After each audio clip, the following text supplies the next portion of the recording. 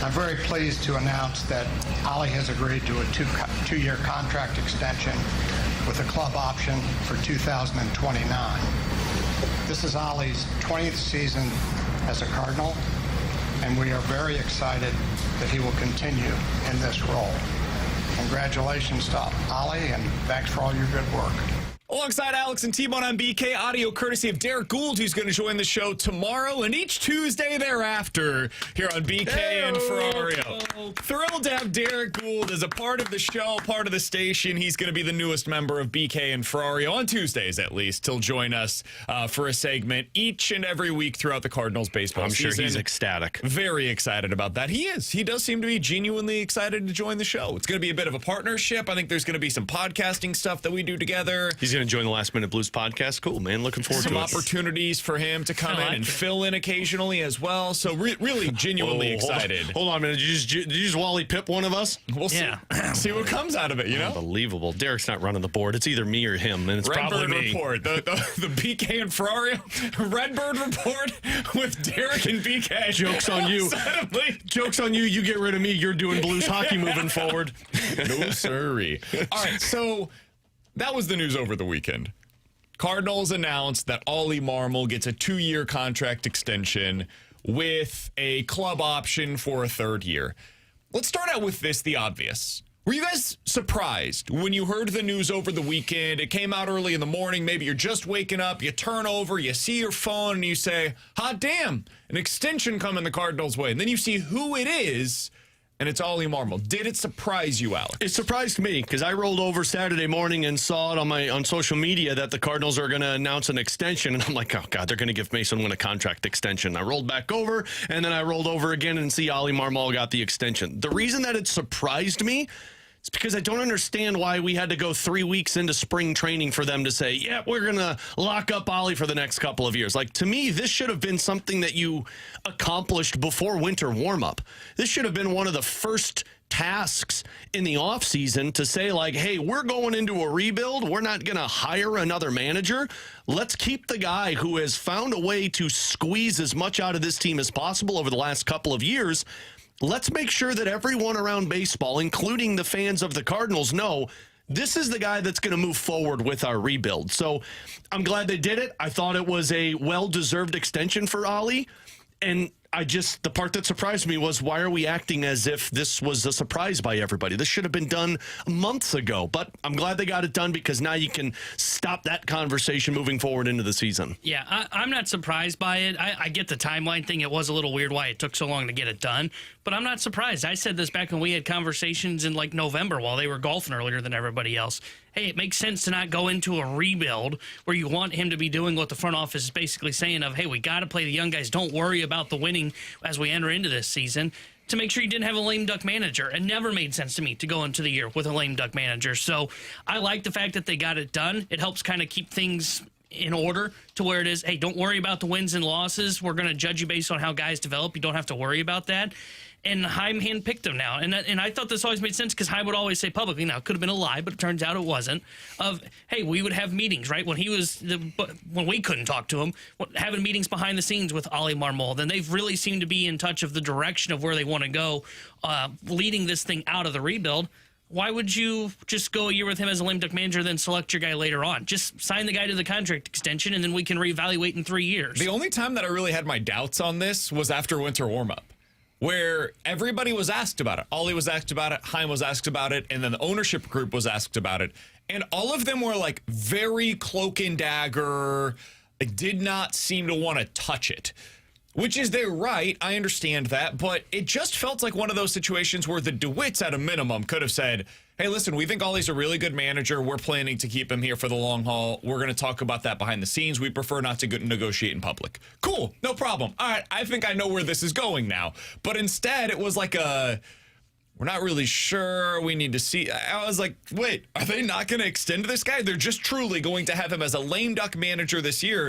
I'm like, hey, man, what's he going to do? Not be the manager of the team? It's not as though he's going to go look for another job while in this position. So whatever, not the biggest deal in the world, but it did surprise me when I had heard all of that at winter warm-up.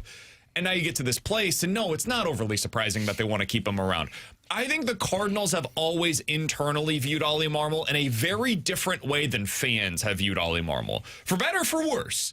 But I think the Cardinals view him as a very good manager. They think he does a good job with the tactics of the game. They think he does a good job of keeping the locker room under wraps. They think he does a good job of utilizing the voices and the information that is given to him from the front office, synthesize all of that, determine what's important and what's not for the day-to-day operations of the club, and then put that into practice. Like, I think that is the biggest job for a manager in 2026, and I think the Cardinals believe he's very good at that stuff. And now they appear to be giving him the tools necessary to actually manage in the modern way. Like, he has enough staff now to do the job of the modern manager. So I'm excited to see what that looks like. I don't think we're necessarily going to see everything paid off this season because the team's not good enough yet. But I thought it was interesting yesterday in his introductory press conference. This audio also courtesy of Derek Gould of the St. Louis Post-Dispatch. Oli Marmol was asked about why he believes he's the right guy for this era of Cardinals baseball. Thought his answer was interesting. Give it a listen. I feel like I'm built exactly for this moment in Cardinal history, to be quite honest with you. I feel like our staff is. When you go up and down this group, they're passionate about development, and a lot of us came up through the system doing exactly that. I mentioned it earlier. If you think that at the big league level you stop developing players, that you're going to get beat. But yes, like the combination of young guys stepping into leadership roles and coming alongside of them and helping them see what's possible for themselves is something I'm passionate about. But you go down the list of our entire staff, it's what they're passionate about as well. So I think it's actually a perfect match, yes. Him saying, I think I'm built for this exact moment in Cardinals history is interesting. What do you make of that, Alex? I think he's right. Like, I heard Jim Bowden talking about this, and you were cutting up the audio in the studio, but I heard it over the weekend where he said, like, this is the perfect scenario if you're a rebuilding team, to where you have a crop of young players and you have a young manager who's going to go through that rebuild with them. And I know people don't like Oli, or at least some of the fans we've seen on social media don't like Oli as a manager, but he has found ways to keep this team that has just been awful on paper competitive over the last couple of years. So I am much more comfortable giving a guy who is going to be with all of these younger players that has that competitive fire. I remember, I think it was either last season or 2 seasons ago, where Oli talked about how he wants that environment back in Busch Stadium that he remembered when he saw it, where Busch Stadium in the postseason was rocking from start to finish. That's a guy who's hungry for that. He's got that competitive fire for that. That's who I want with my young guys. We'll figure out the X's and O's in terms of manager once you get to the competitive level. But where you're at right now, you're in the roster build-up level. You're in the development level.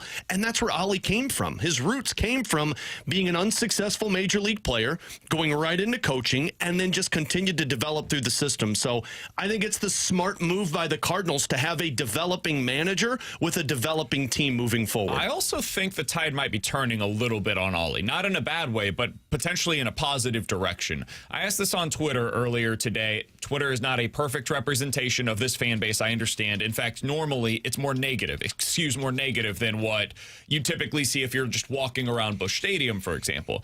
I asked a simple question. Are you in favor of the Cardinals extension for Oli Marmol? Yes or no? Very simple, just basically approval rating. What is the approval rating for this extension for Oli Marmol? Out of I just put this out a little bit ago, roughly 225 votes so far, almost 70% are in favor of the contract extension for Oli Marmol. It surprises me a little bit. And it does feel as though, this is just anecdotal now, there has been a little less frustration specifically at Oli Marmol than there was previously. And I do wonder if that's because he's no longer specifically tied to Mo. Now we have seen somebody else put their stamp of approval on Oli Marmol. This was a Chaim Bloom decision, ultimately. Yes, ownership gets to make the final call, but Chaim Bloom got to determine, is this the manager that I want to partner with, or would I rather go out there and tie, my future to somebody else? He decided Oli was his guy. That is now multiple president of baseball operations that have said, this is the guy that we want to be on our side. For Chaim Bloom to do that, I think it does add a little credibility to what he is as a manager because Heim didn't have to. This was a decision that they got to make this offseason, and he decided to put his stamp of approval. He is now tied to Oli Marmol for at least the next couple of seasons. I find that to be interesting, and I think it's something that gives him a little bit more credibility with this fan base, in my opinion. Yeah, I think you're right there because, like you said earlier, the Cardinals internally think Oli Marmol is a good manager. I felt that way under the Mo regime. I wasn't sure how Chaim Bloom felt about him, but I think you're spot on. Chaim Bloom wouldn't have attached himself to him if he didn't think he was the guy to at least lead the first part of this rebuild. We can reevaluate 3 years or 4 years down the road depending on what they do with the contract, but for now, they have decided this is what we want. We want a guy that had roots to what the minor league system used to be when it was turning out some talent, as Oli Marmol was a part of early on in his career as a manager, to be up here at the big league level knowing what the old version of Cardinals baseball was while also trying to sprinkle in a little bit of the modern age. And I think that's why it's such a great extension. I think it's why, to your point, because Chaim is attached to him, I think the fan base has become less sour on him. And I think they also saw a little bit of what he did last year as well. Like, you look at that team last year. I mean, Alex brought it up. That team shouldn't have been in the playoff race for as long as they were. And honestly, we've talked about it. If they move on from Fetty a little bit earlier, which I don't believe was a Ollie decision to keep him in the rotation that long, then I think there's a chance they're even closer to being a playoff team by the time they got to the trade deadline. He's T-Bone, that's Alex, I'm BK. It's 11:15. Your time check brought to you by Clarkson Jewelers, an officially licensed Rolex jeweler. We do want to hear from you throughout the day today. 314-399-9646 is the Air Comfort Service text line. YouTube chat is off and running at youtube.com/101 ESPN STL. We will talk a little bit about the Blues, a lot about the Blues today, a little bit about college hoops, a little on the Oli Marmol extension as we go along today.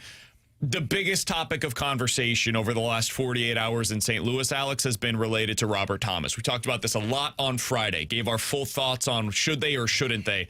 It's becoming harder and harder to ignore the buzz related to Robert Thomas. This is not just local anymore. It's the biggest insiders in North America when it comes to professional hockey. We'll give you the latest on that next year on 101 ESPN.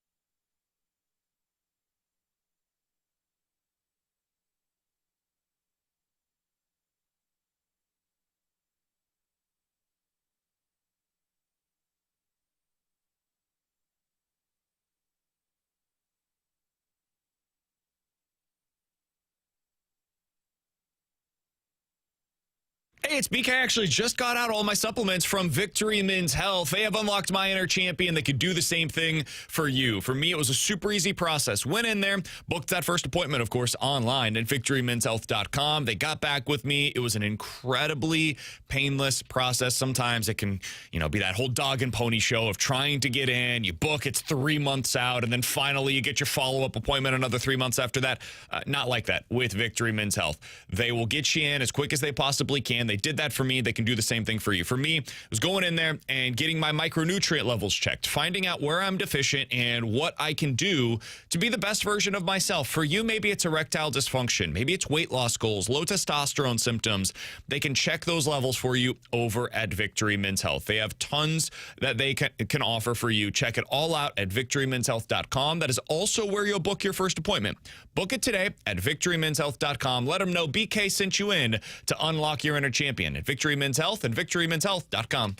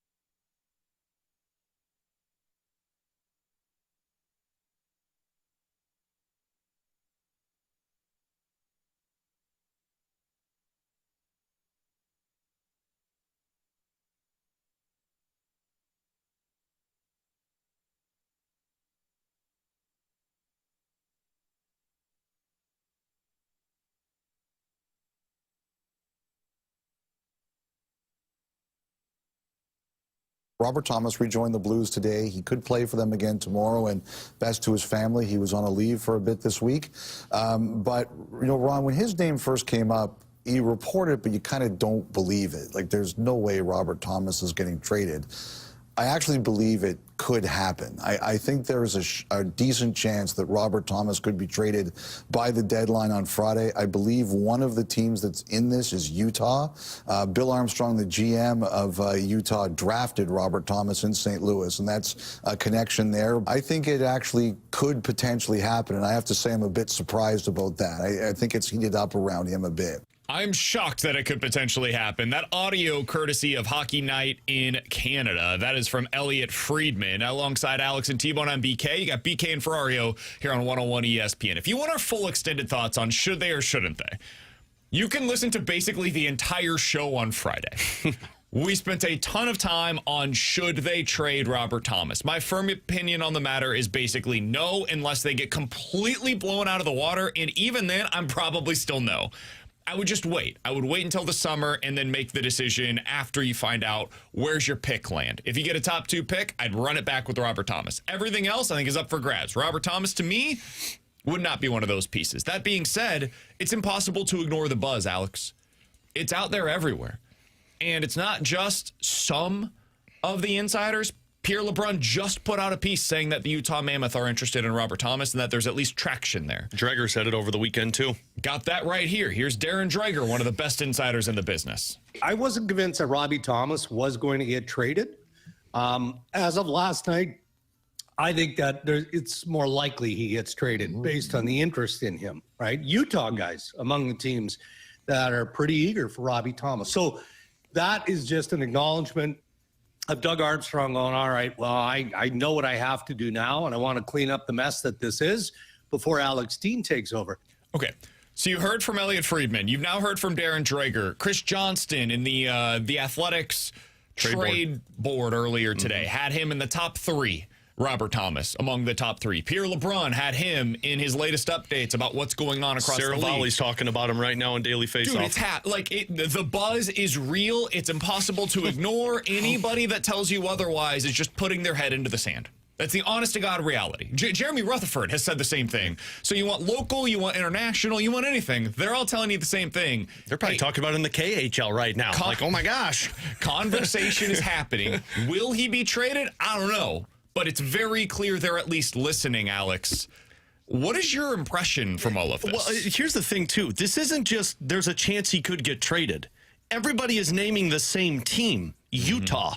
I've heard Friedman on 32 Thoughts today talk about, Montreal's probably in the mix. The reality is everybody's calling about it. But Utah has been named by all of these national reporters. You don't get to this point unless there's some fire where there's smoke. And, I'm actually kind of ashamed of myself that I didn't think of Utah when we started this conversation of potentially moving Thomas, because it makes all of the sense in the world. All offseason was reported that the Utah Mammoth are looking to make a splash. They were tied to Mitch Marner. They were tied to Sam Bennett if he was going to hit free agency. They were tied to Vincent Trocheck. He said, I'm not going out west. I'm staying east. They've been tied to every big name possible because they're a team that's trying to move themselves closer to that long-term contending window. And where are they deficient at? Well, in my opinion, goaltending, but also the center position. So my read on this is I really think this might happen by Friday. And, this might get close to the finish line and somebody pulls back from it and says, let's just wait till the offseason. It's starting to really feel as if by next season, Robert Thomas is not a part of this Blues team. And it somewhat makes sense to me. And as much as I have pushed back on this all season long because he's a 26-year-old number 1 center, the end of what Darren Dreger said on that cut there is where I'm starting to really come to the reality with it. Clean up this mess that they have been in. Guys, this isn't one season to where the Blues are just bad. This hasn't been 4 seasons where they've been right on the cusp of being a playoff team and they fall short. This has been 4 seasons of them underwhelming and needing 2 coaching changes, 3 really if you consider the firing of Berube to Bannister, the firing of Bannister to Montgomery, and where they're at now. They've had 3 coaches in the last 4 years, and they've sniffed the playoffs 2 times, making it once. They're in a bad spot.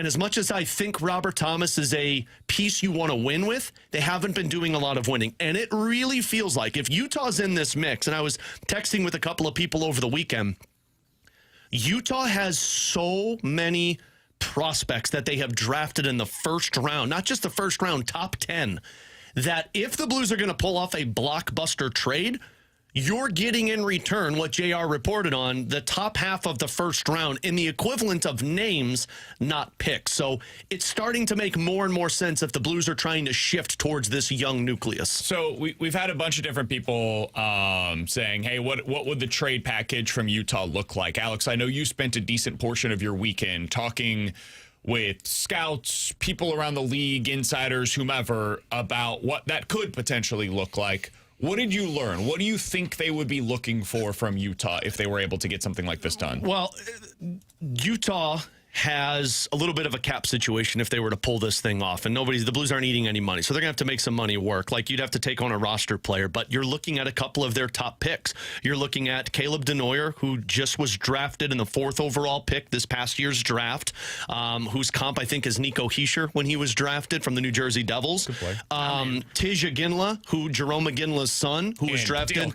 Call it in. That's all you needed? Jerome Aginla was my favorite hockey player growing up. Was he really? Yeah. Why'd you not leave with him? I mean, it was in the text last night to you guys. But he was drafted 6th overall and dominating the Western Hockey League right now. Simashev, a 6'4" left-handed defenseman who they drafted 6th overall. That was the draft that the Blues drafted Dvorsky in. And then they also had have interest in him, right? I don't know if they had interested in. They might have been because they were 10th if it would have dropped to that point. I vaguely remember that. Please don't report that to aggregators. I thought that was the case. I could be wrong. The other one that they have is Daniil But, who is another Russian forward who was drafted, I think, 11th or 12th overall in that Dvorsky draft. So those are the 4 prospects that have been drafted in the high round. I think, at least from what I have heard, I think you're probably looking at 3 of those that the Blues are asking for. Now, I don't know if Utah is going to pay that because that's a massive amount to pay. Maybe it's 2 of those 3, but that's the only way Robert Thomas gets moved. And if they don't get that in return, then the Blues are going to be like, cool, we'll hold on to him. Because if that happens, that's the career-altering, that's the organization-shifting decision to go to a crop of players that are 19 and 20 years old that are on the cusp of being NHL players. What's your level of confidence if they decide to do that it would work? 7. 7 out of 10? Mm-hmm. Okay.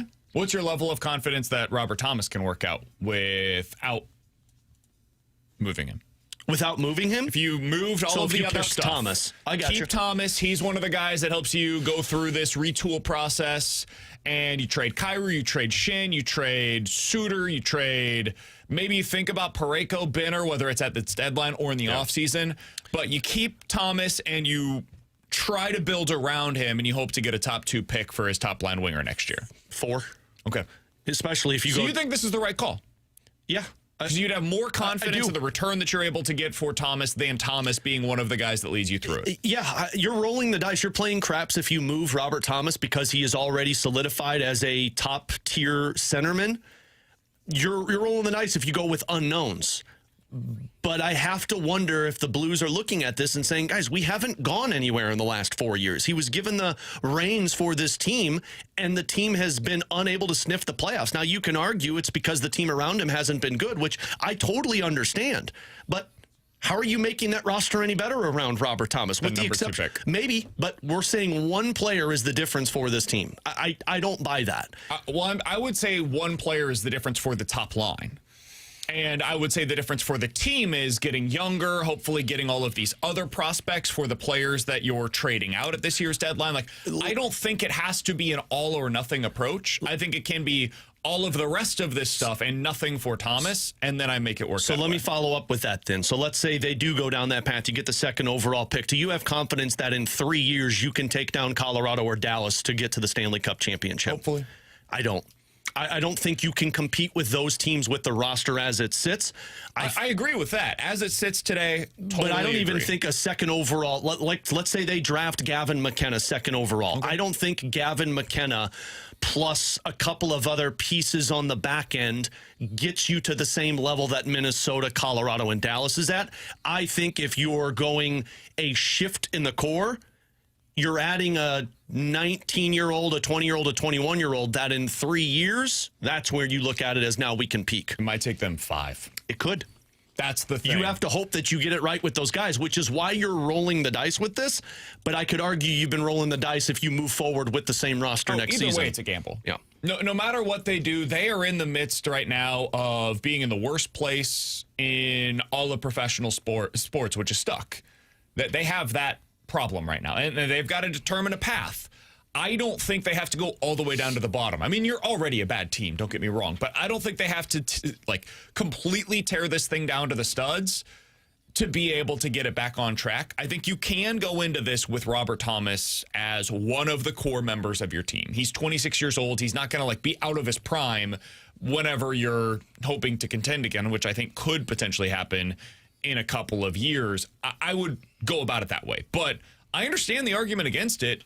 I am always skeptical of prospects. We did this with Zach Bolduc. We did it with Jimmy Snuggerud. We've done it with Dalibor Dvorsky. We do this with a lot of the prospects here in St. Louis, and I know there are different levels of prospects than what we're talking about maybe from Utah, for example.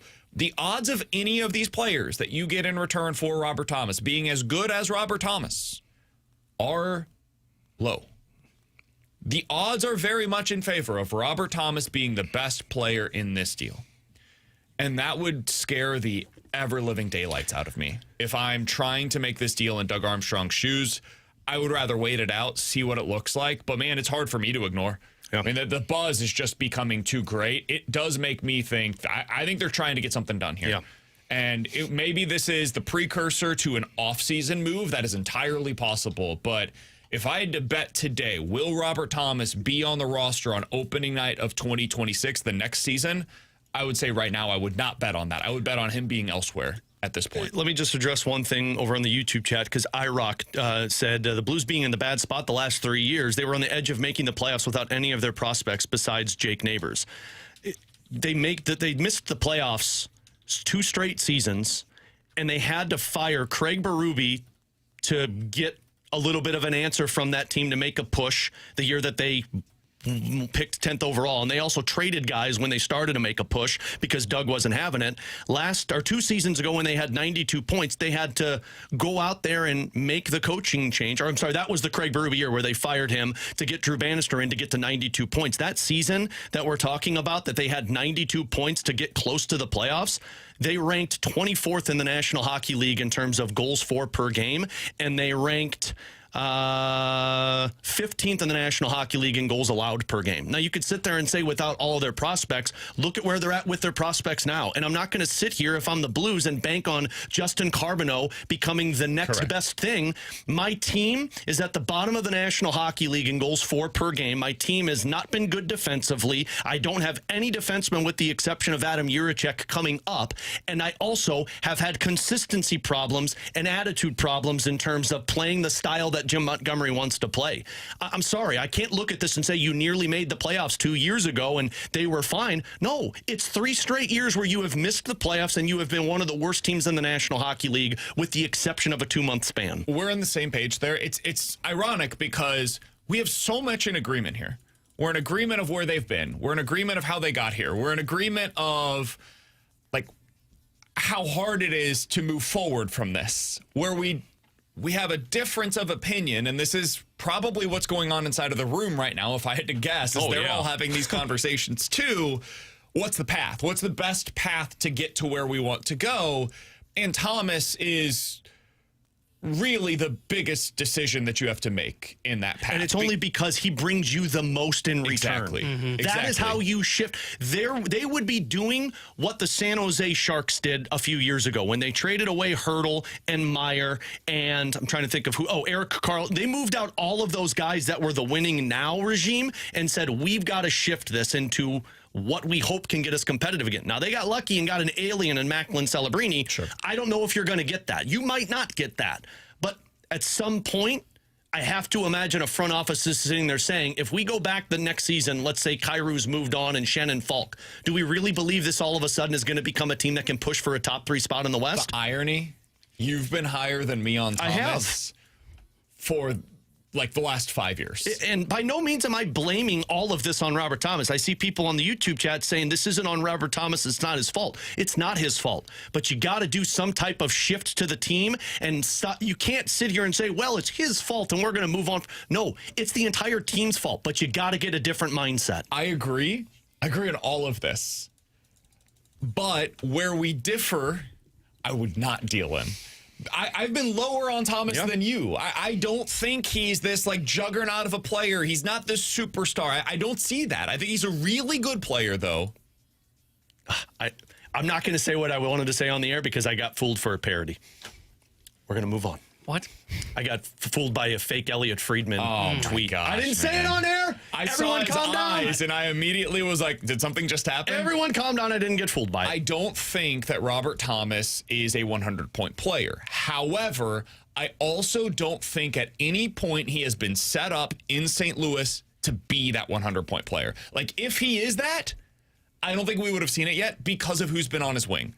I don't think he's had the opportunity here. He hasn't had players with him that can take advantage of his greatest skill set, which is his ability to pass the puck and put it into good areas for his line mates to be able to score. And that is where the Gavin McKenna, the Stenbergs of the world, Ivar Stenberg, I think they can potentially take advantage of it. And I would rather see it with them first because I do not think that I don't think his value this time next year will be all that dissimilar to what it is today. I think it will retain that value. He still has at this point next year, he will still have 4 years remaining on his contract. That's not going to change. Other teams are still going to be interested in Robert Thomas at the age of 27, just as they are right now at the age of 26. But what might change is a potential huge offer from Utah because they want somebody now. I think if you're going to go with Thomas, I think you can't just do it on a 1 year experiment with the top pick. I think you're laying the bet of we're keeping him for 2 to 3 years. And then if it doesn't work out and you miss time to trade. But the top pick is not going to be... He's not going to be like ready to... Yeah. Odds are he probably needs a year or two before he really hits his stride. But we don't know. We don't know yet. I would like to see it. Right now, we are making this decision without that information. Sure, but I'm not... I fear keeping him feels almost like half measures in what is a really big problem. But it's not. If it would be... If you had to get rid of him by this time next year, if this was 2 years remaining on his deal and next year's the final year of his contract, that would be a very different situation. But what they have right now, he has 5 years remaining on his contract and he's 26, man. There does not need to be urgency to make this move. Like even Utah, Alex. If they don't get Robert Thomas, it's not as though they can just pivot and get another Robert Thomas. The reason why this deal would be so unique is because guys like Robert Thomas don't get dealt. Never. It never happens. There's like 2 instances of this kind of a deal in the last decade in the NHL. So sure, yeah, the Utah Mammoth right now have some urgency to try to get it done, as they should. Everybody should. Because this is a unicorn that's available right now on the open market, but they don't get to just pivot then to go get the next Robert Thomas. If Robert Thomas becomes available again, either in the offseason or at next year's deadline, guess what? You're going to have, even if it's not Utah, you're going to have another 3 to 5 clubs that are highly, highly motivated to get this kind of a deal done. To me, and I'm with you, the only way I'm making this move now is if the offer is too good to pass up. And the other factor into this, why Utah is fascinating to me, is Bill Armstrong, the guy who was in charge of your scouting department, the guy who identified a lot of players that we saw the Blues win a Stanley Cup with. He was the one in charge of the drafting for Utah. No doubt. So you're talking about guys that, by the way, drafted 4th and 6th overall, if those are the ones available, which is why we're going to talk to the Mammoth guy in the 12 o'clock hour. That's a guy that has had success in drafting. Look at what they have on their team now, and Dylan Gunther and Logan Cooley. Like, all of these guys they had success with. If it's an offer that I just can't pass up that fits the timeline of what the Blues are deeming this is where we're going to be at, meaning Neighbors' age, Dvorsky, Snuggerud, Carbonneau, Jiricek, that 21 to 23-year-old range, I have to look at it and say, is this what's best for the health of the organization? Because if not, and I say, no, we can't move on from a Robert Thomas, You got to have full faith that you're going to take a massive step forward within the next year or two, and I'm not so confident that's the case. From the 217, guys, BK won't quit until you agree with him. That's not true. No, this is a healthy debate, which is what we need. I'm not even getting mad at him. No, and I'm not mad at Alex because I think that both of these sides are totally reasonable. I understand why you would make this move. I would not. But if they decide to make it, I will say the Blues made their choice on their path just the way that the Cardinals did this past offseason, and now we can judge them accordingly. Now it becomes about, all right, you are officially in a true rebuild. This is not the LA Kings rebuild. You are entering like a true, we are going young. We're building around this young core. Jake Neighbors is probably the next captain. He's under the age of 25. This is something that we have not seen from the Blues in more than a decade. And if they decide to go that path, I will understand it. I will disagree with it, but I will understand it. So this is not a, I think Alex is wrong and here's why. This is my viewpoint on it.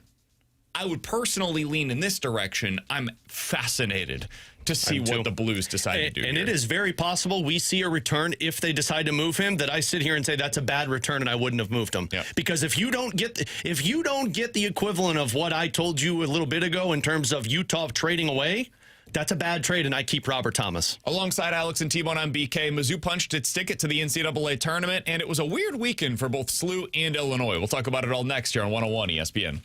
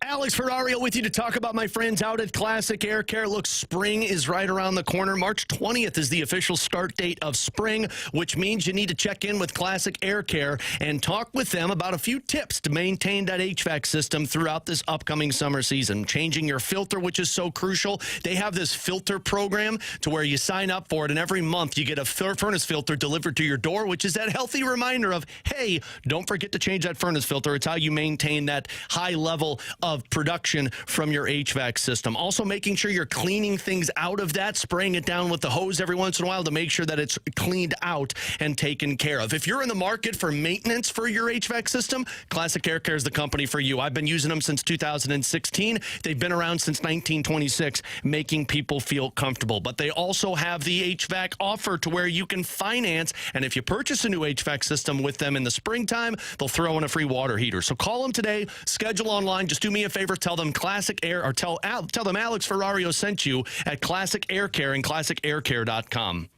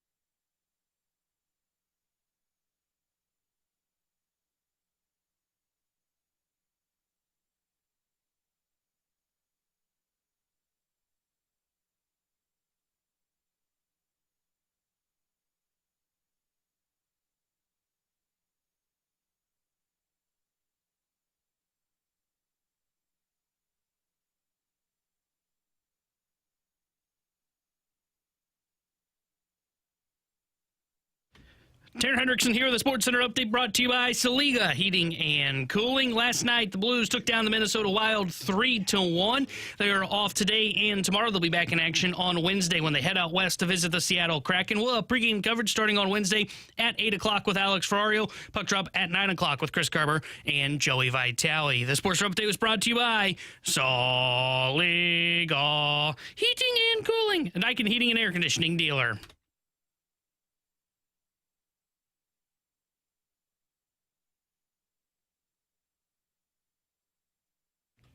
Alongside Alex and T-Bone on BK, big weekend in the college basketball world as my Missouri Tigers, Alex, have punched their ticket to the NCAA Tournament. They played a crappy team. Come on. They in the are as SEC. hot as anybody outside of the top 25 right now. How's it go, T-Bone? That's how hot they are. It's been fun to watch them. I mean, they're legitimately playing good basketball And right they'll lose now. in the second round. They had a bad game against Texas, but outside of that, really since the end of January, they've been playing as well as anybody. And if the season ended today, Alex, they would have the double bye. They would be a top 4 seed in the SEC tournament. Now, the SEC is not great. There's basically, I think, 3 really good teams in the conference, and then everybody else is kind of Mizzou, where you just don't know what you're getting on any given day. But I asked this a couple of weeks ago. Are you allowing yourself to dream on this Missouri team? My answer is definitively yes. Now, what does that mean? I don't know, man. They could lose in the first round. They could. They also, I believe, could win in the second round against a 2 seed. If they end up on the 8-9 line, I think they'll lose against whoever that 1 seed is. But against a 2 seed, I think they've got a shot. They're playing that high of a level right now. I would not pick them, but I think they will absolutely have a chance to win that game. They beat Florida earlier this year. They beat Kentucky earlier this season. They beat Vandy earlier this season. They beat Tennessee. These are teams that are going to be in that 2 through 5 or 6 line once we get to the NCAA tournament.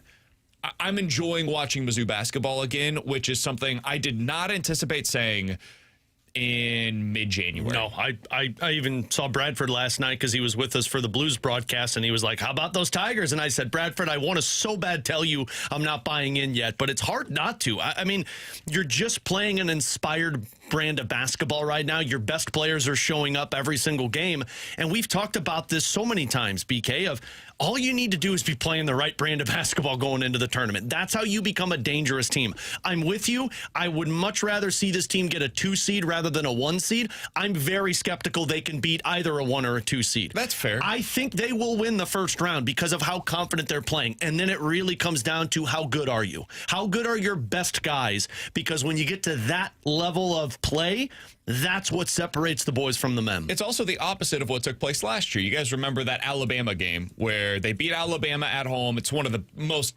fun nights of Mizzou basketball I've seen in the last decade, honestly. And they put up 110 points in that game, and then they lose 4 of their last 5 games in the regular season. And I was like, wait, this was all for naught? Like, you beat one of the top 10 teams in the country, and you just fall on your face after that, including losses against Vandy and Oklahoma? What are you doing? How does that happen? You peaked at the exact wrong time.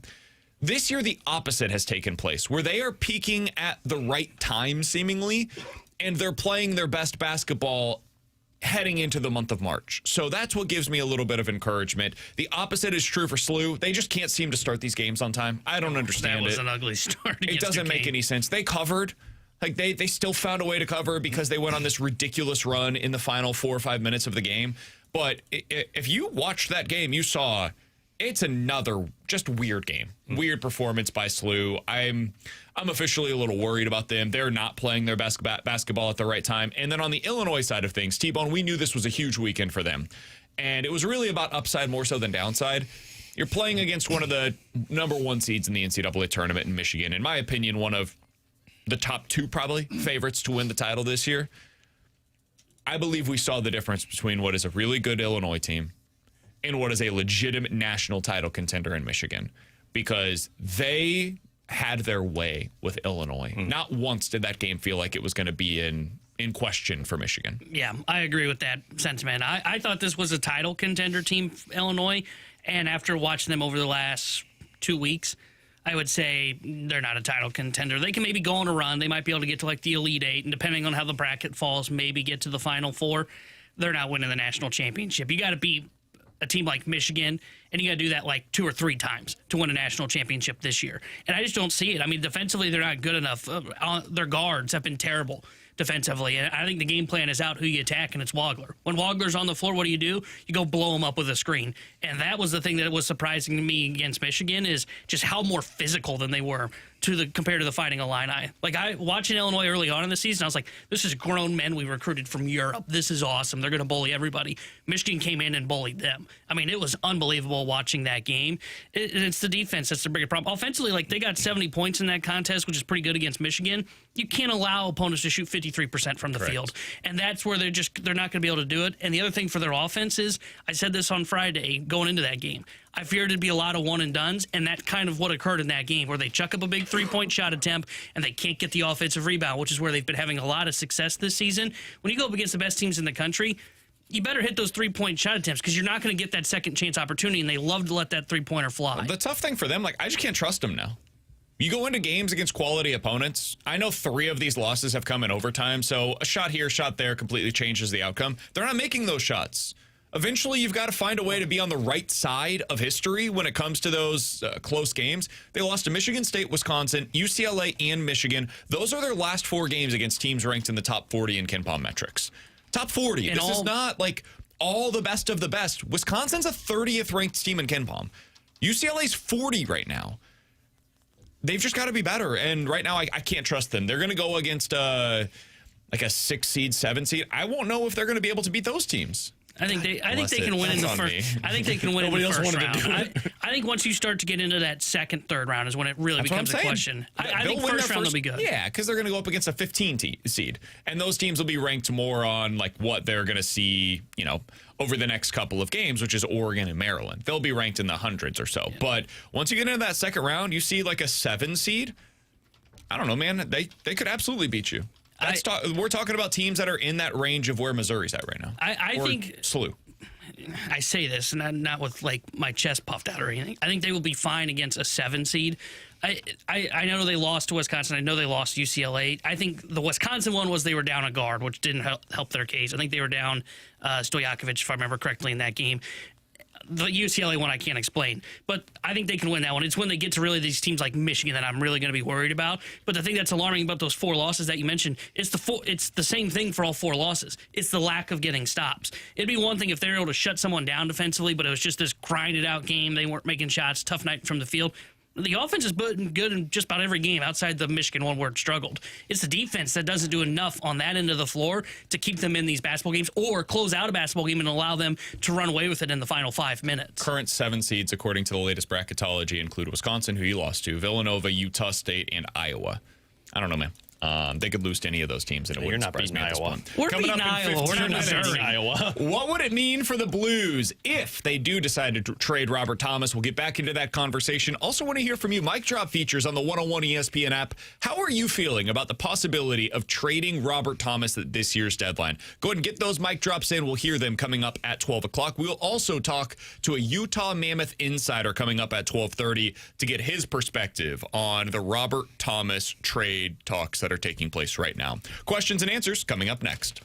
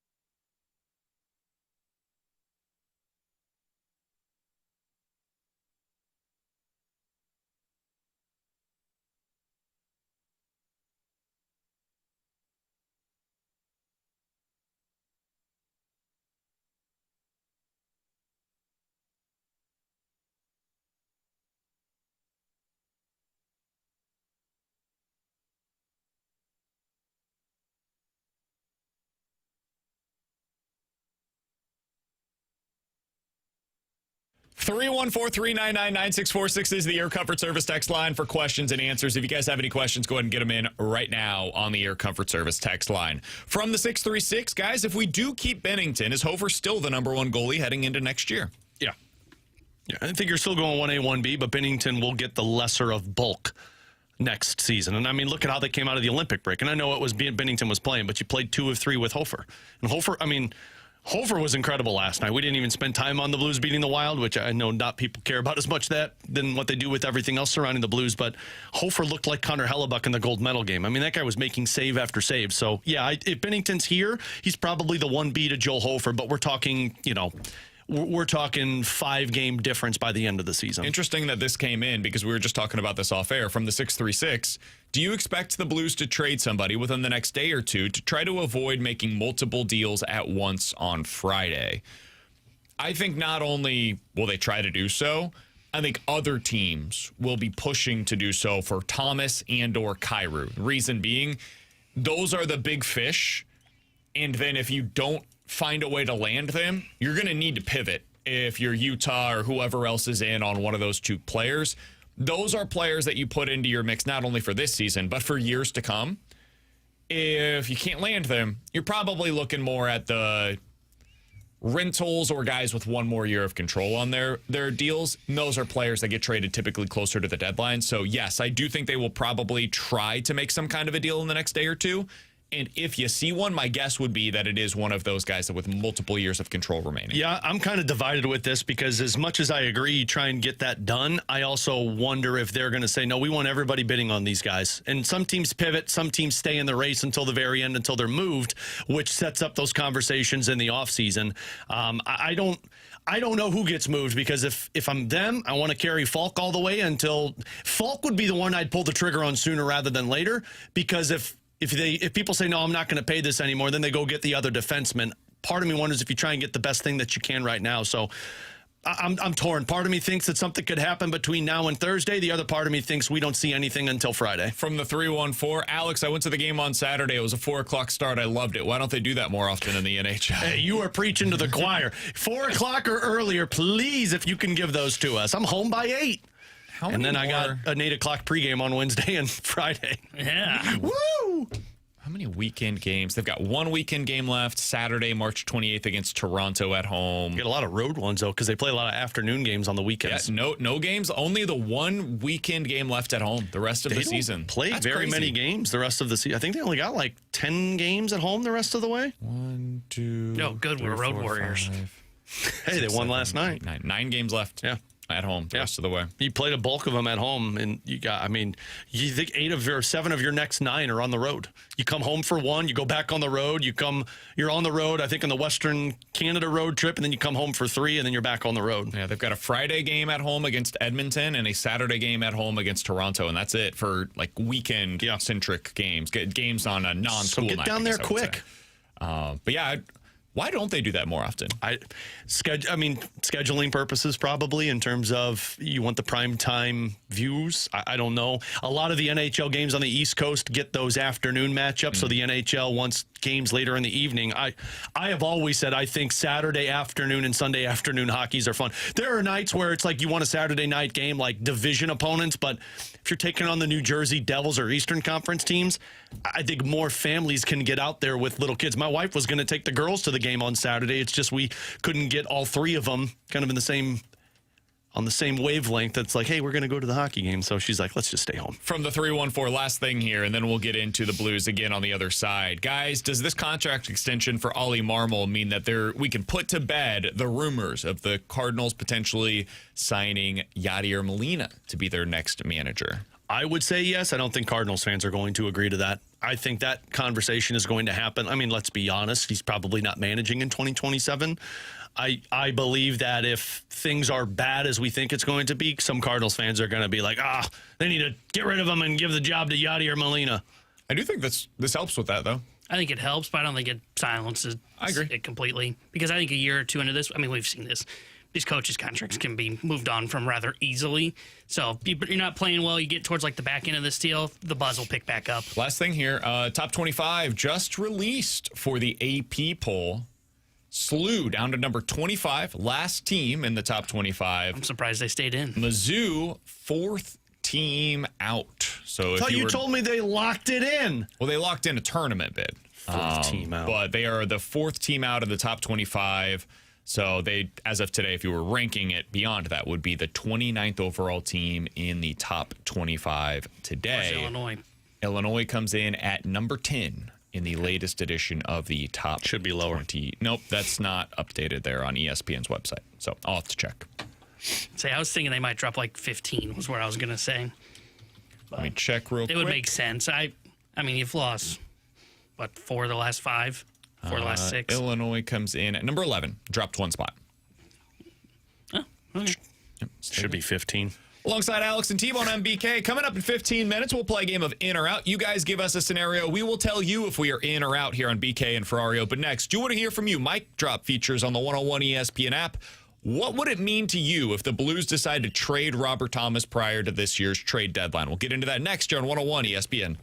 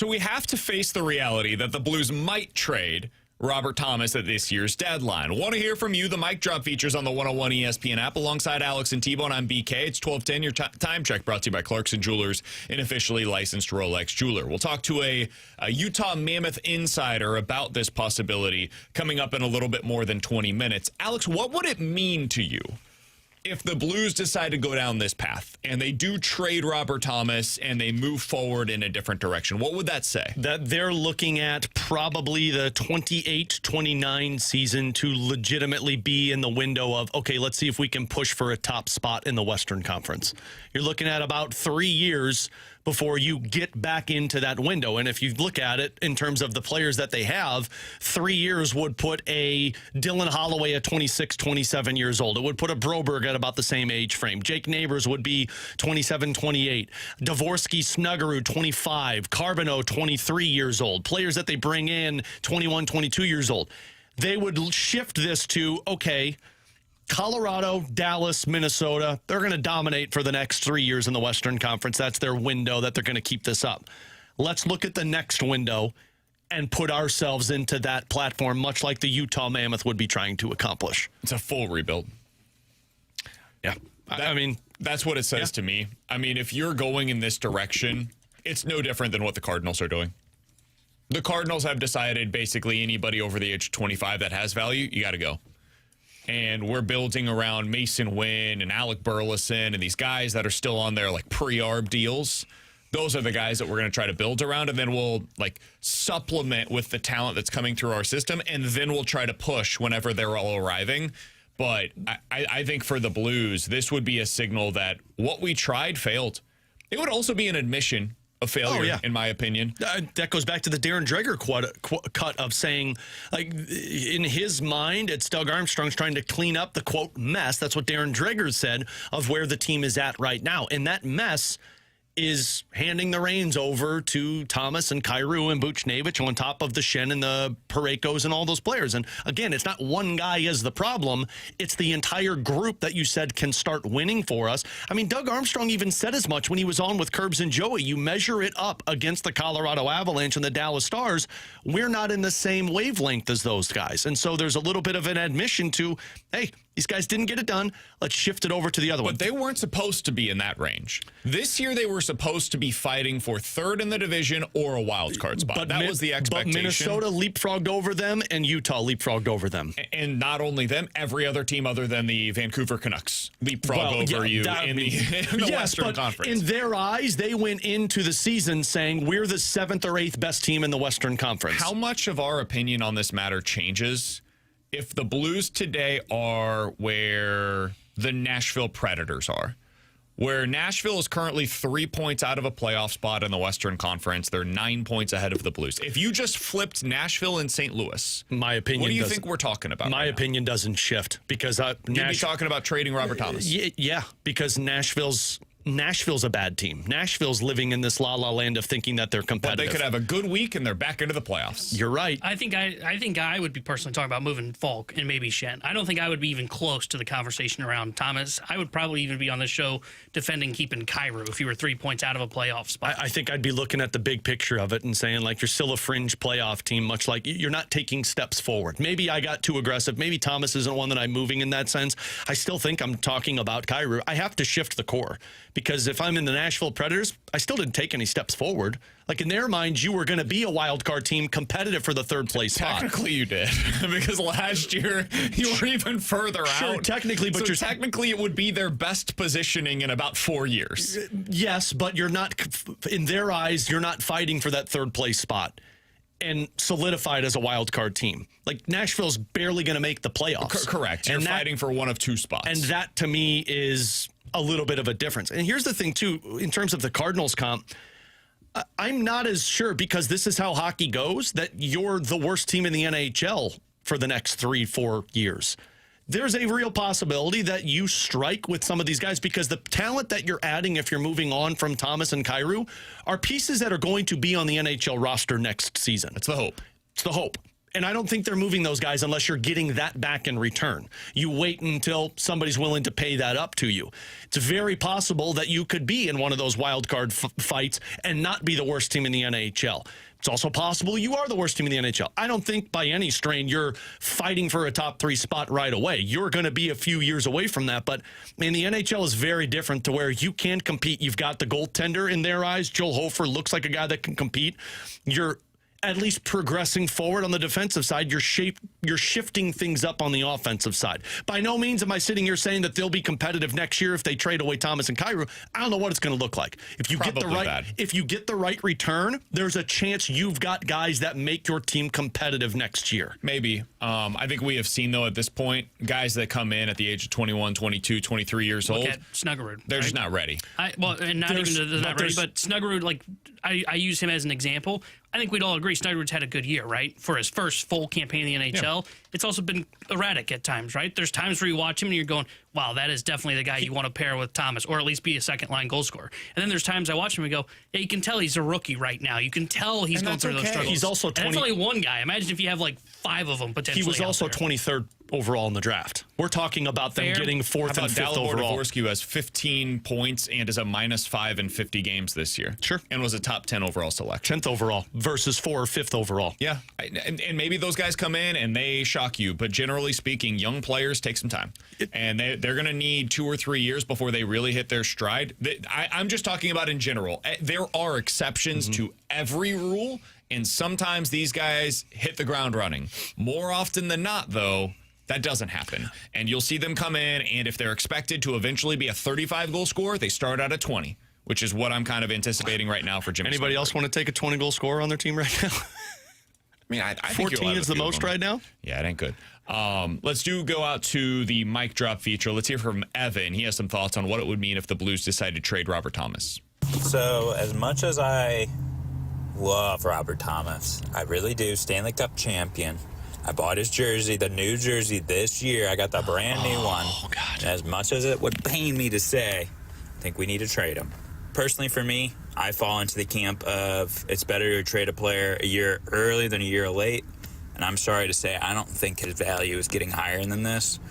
And there's 2 ways you can slice this: build, rebuild, retool, whatever you want to say, as just start fresh or kind of retool on the fly again. And we already did that one time and it didn't work. So let's not go down to the studs, but let's go a little bit farther down and see if we can rebuild a little bit deeper. It's funny how all those teams that were trying to do a quick retool have not been successful with it, right? The LA Kings, not successful with it. It's hard to do. Vancouver tried to do it, not successful with it. The Rangers tried to do it, not successful with it. Like, not any of these, you have to get the right players. And I think it's hard to do, to BK's point, especially in the NHL, when you're not picking in the top 5, right? Like we were just talking about it. You look back at some of the best players. I mean, look at the Olympics who had the most points. It was all guys that were taking 1 and 2 overall. So when you're picking 10, you're picking 15, you're picking 18, yeah, you're going to get some solid players. You're not getting a franchise-altering type player in that spot. Let's go through this real quick, because I've seen a number of people push back on the idea that it would be a full rebuild if you decide to trade Robert Thomas. I should say, if you're moving Robert Thomas, my opinion on the matter is you're also trading a whole hell of a lot of other stuff. So let's go down that path real quick, Alex. Let's say they decide to move tomorrow Robert Thomas. He's traded. How many of the following players would you say are likely to be dealt at some point prior to the start of last season? I'll go through the names. Next season. You just say yes or no, okay? Yeah. Jordan Kyrou. Yes. Pavel Buchnevich. I'd say possibly, but it's got to be on his terms, and the team want him, so I'd say more likely no. Okay. Braden Shin. No. You think he wouldn't be traded? I don't. I think if they go this direction, they're going to want some type of stability, and I wonder if Shin's there. I think he's definitely on the market. I would lean he probably gets traded, but yeah, I can see a path where they don't. Yes, but that's fair. We can go our different ways there. Pius Suter. Yes. Yeah. Jake Neighbors? No. Dylan Holloway? No. Bergeron? No. Whatever. would? Toropchenko? No. Sonny?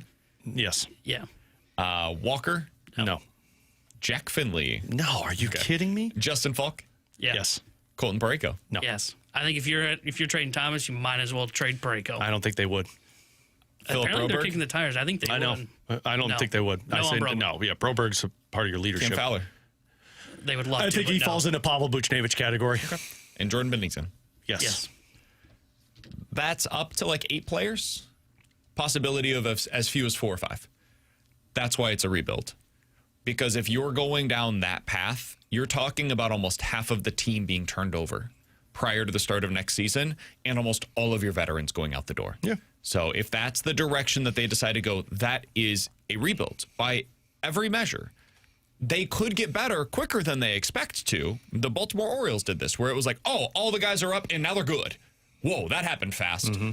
Most of the time it takes longer, but there are exceptions to every rule, and maybe the Blues become that exception. But in my opinion, it would absolutely be labeled as a rebuild at that point in time. Coming up in 15 minutes, we're going to talk to a Mammoth insider from Utah on what he is hearing about the possibility that Robert Thomas could be dealt out there. It seems like that's the team you hear most connected to Robert Thomas right now. We'll talk to the Mammoth insider in 15 minutes. In or out next here on 101 ESPN.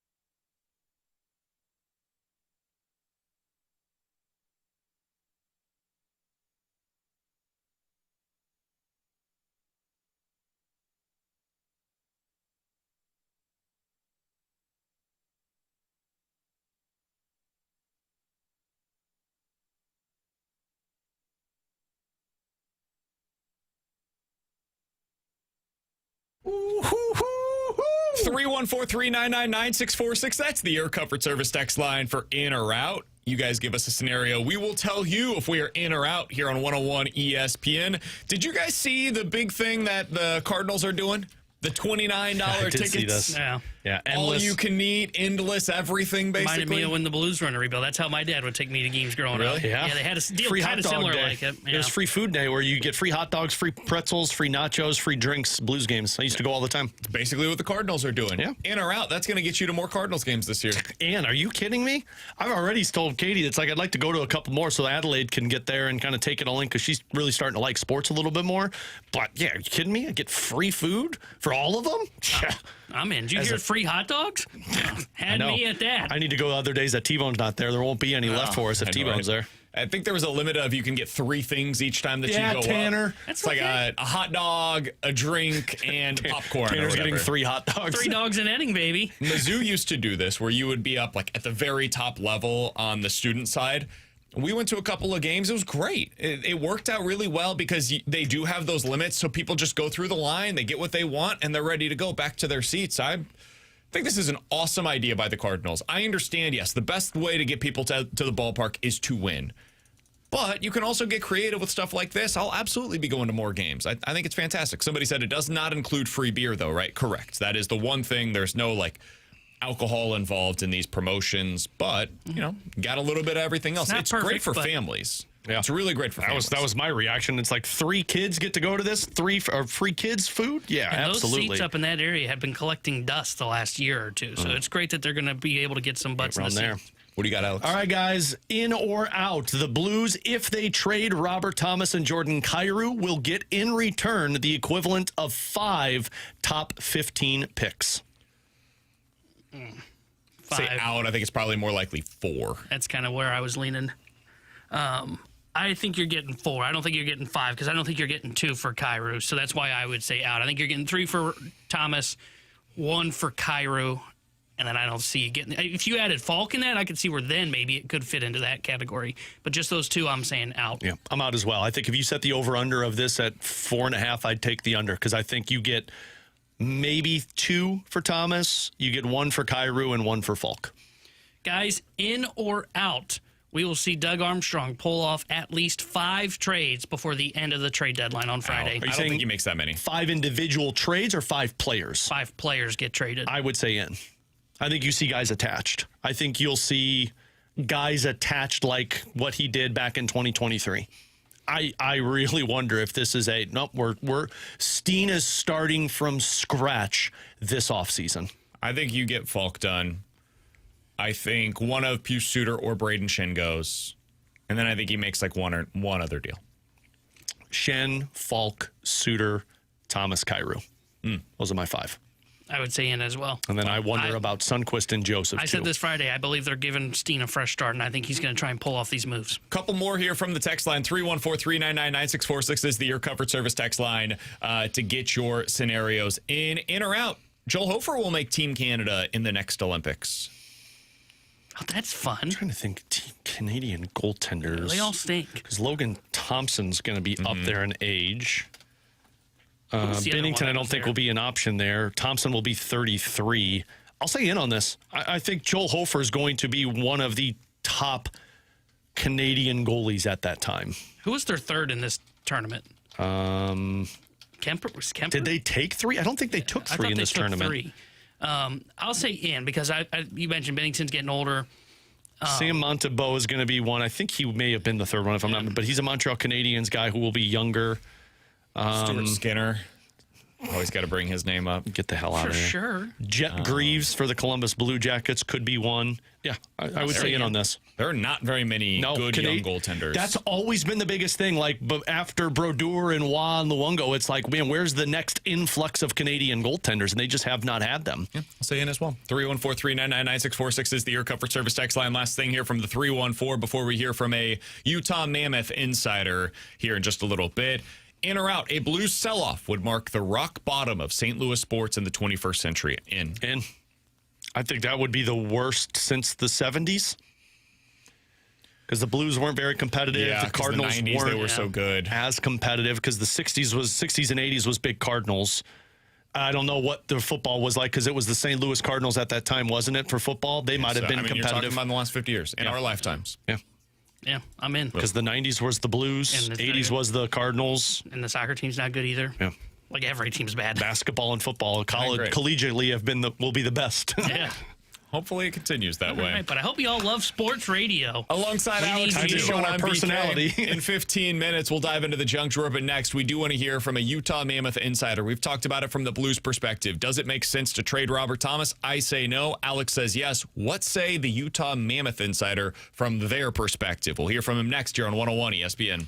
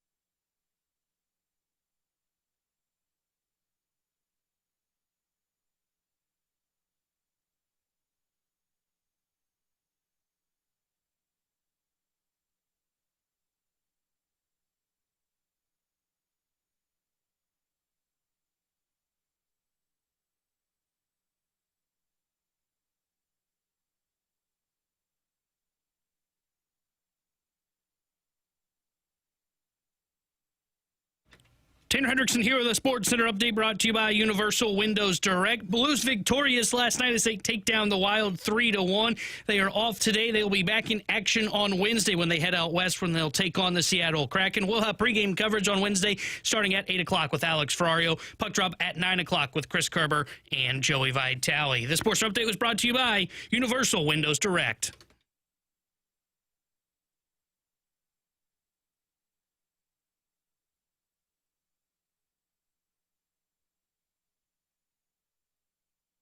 We've spent most of the show today talking about Robert Thomas. What does his future hold here in St. Louis? Is it going to be here in St. Louis? The national conversation seems to be centered on the Utah Mammoth as the team that is at least most aggressively pursuing Robert Thomas right now. So Alex yesterday reached out to a Utah Mammoth insider. His name is Cole Bagley. He joins us now via the Callier and Thompson hotline to give us the other perspective, the team that could be on the acquiring end of Robert Thomas's perspective here on 101 ESPN. Cole, appreciate the time as always, man. Let's start out with the obvious.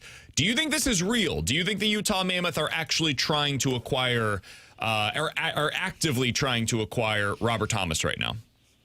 Yeah, I do. I think for a lot of reasons, right? I mean, Utah's starting to emerge out of their rebuild. This is the fifth year since they hit the reset button, and they have shifted kind of their mindset from just trying to play meaningful games to, look, this season they want to play meaningful games, they want to win them, and they want to get in to the Stanley Cup playoffs to kind of start gathering playoff experience. And so a move like Thomas makes the most sense, I think, of anybody that's available on the trade block in the National Hockey League for Utah, because he's 26 years old.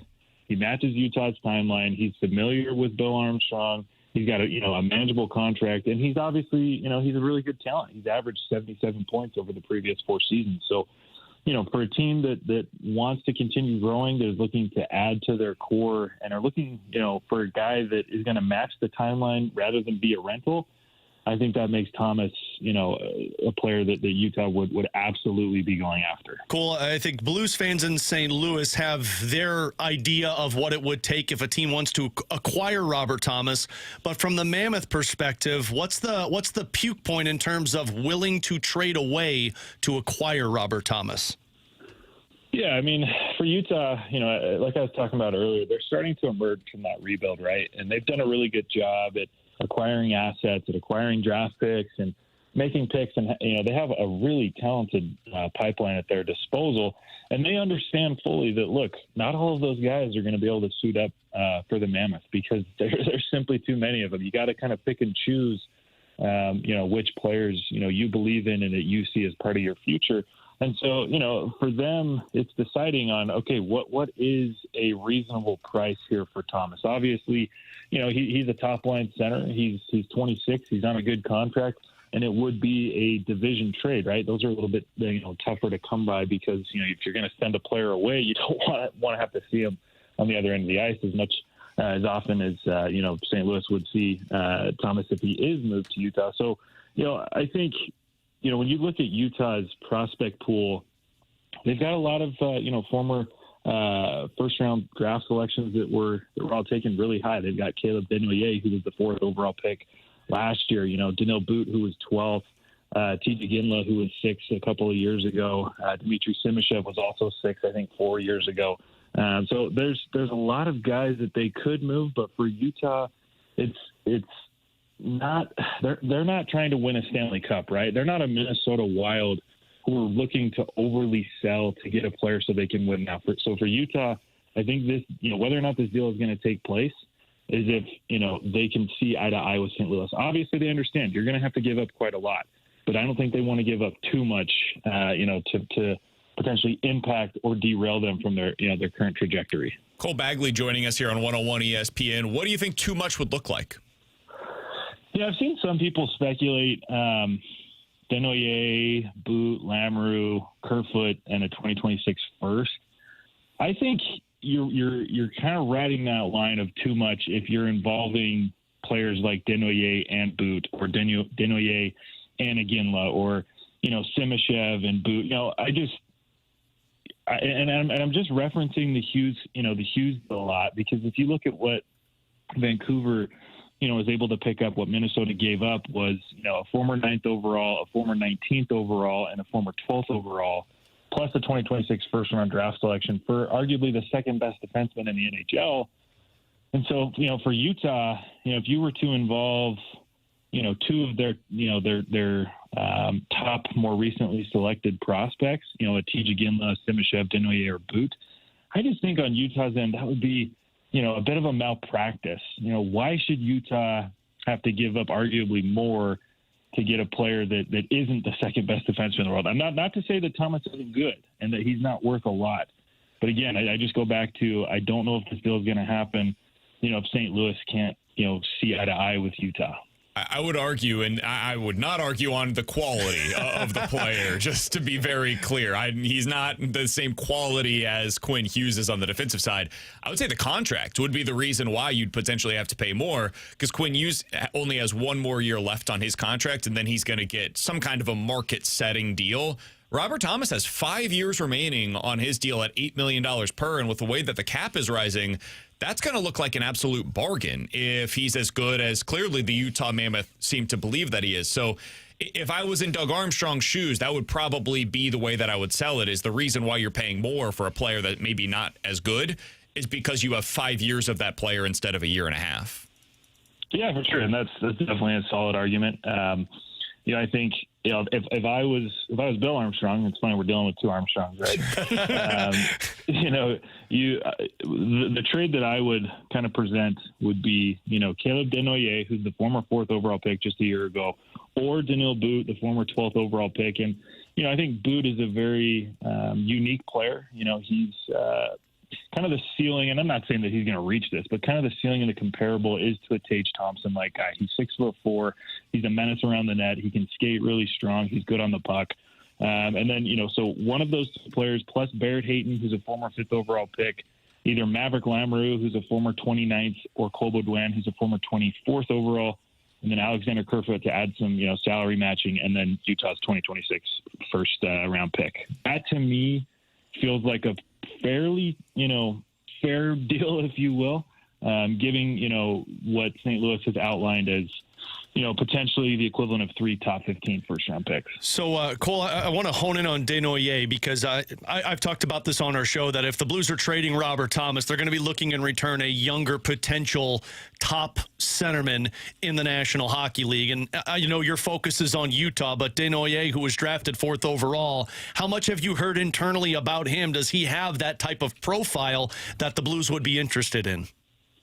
Yeah, I think so. If you just look at his body of work, especially going into last year's draft, he was the playoff MVP in the Q. He averaged as many points as, other, really, really good players have, in years past. And then what he was able to do, I think, at the World Juniors for Canada just a few months ago, he went in there and he played a really strong game. That wasn't necessarily the role that I think he was accustomed to, right? I mean, this is a guy that has been the best player on most of the teams he's performed on. But he went to the World Juniors. He's been coming back, from some wrist surgeries that he had, but he's all good. He's playing lights out for Moncton right now. And so, I think that's why he's the more interesting prospect that Utah could potentially offer. If I was St. Louis and it was, Denoyer or Boot, I would certainly want to go for Denoyer. He's a top 5 pick.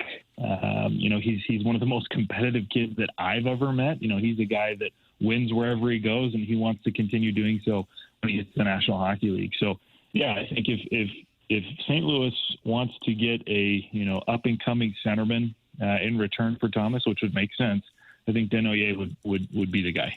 One final question that I've got for you. Cole Bagley joining us here on 101 ESPN.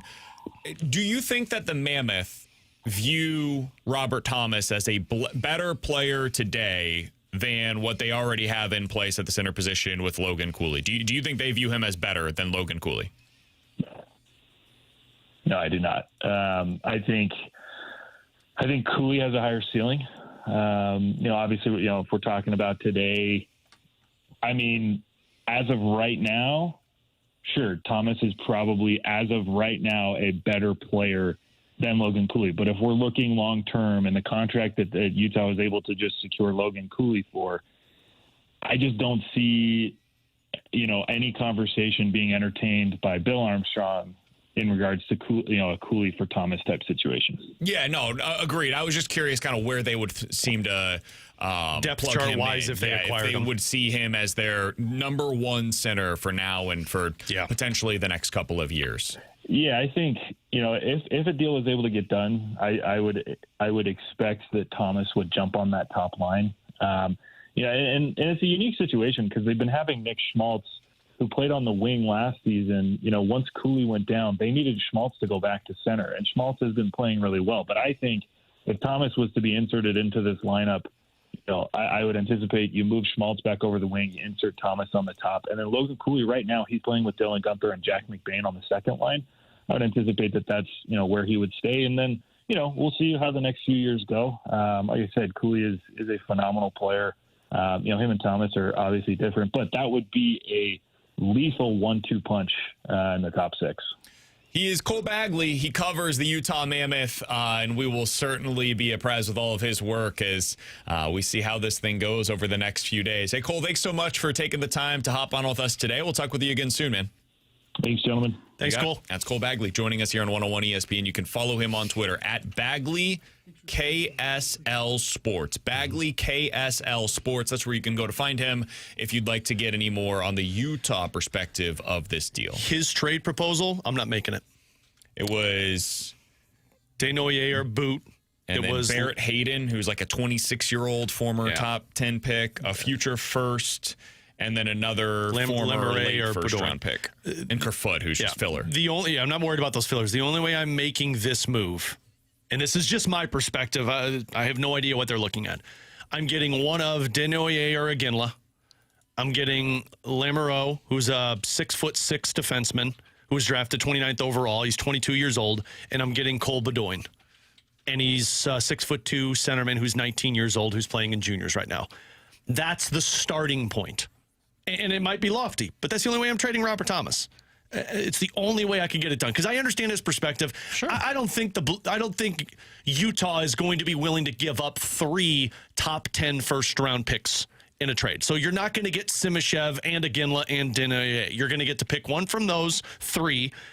I don't know how much interest there's in Boot if you're the Blues because he's a winger, and they got a ton of those unless it's somebody that they view highly on.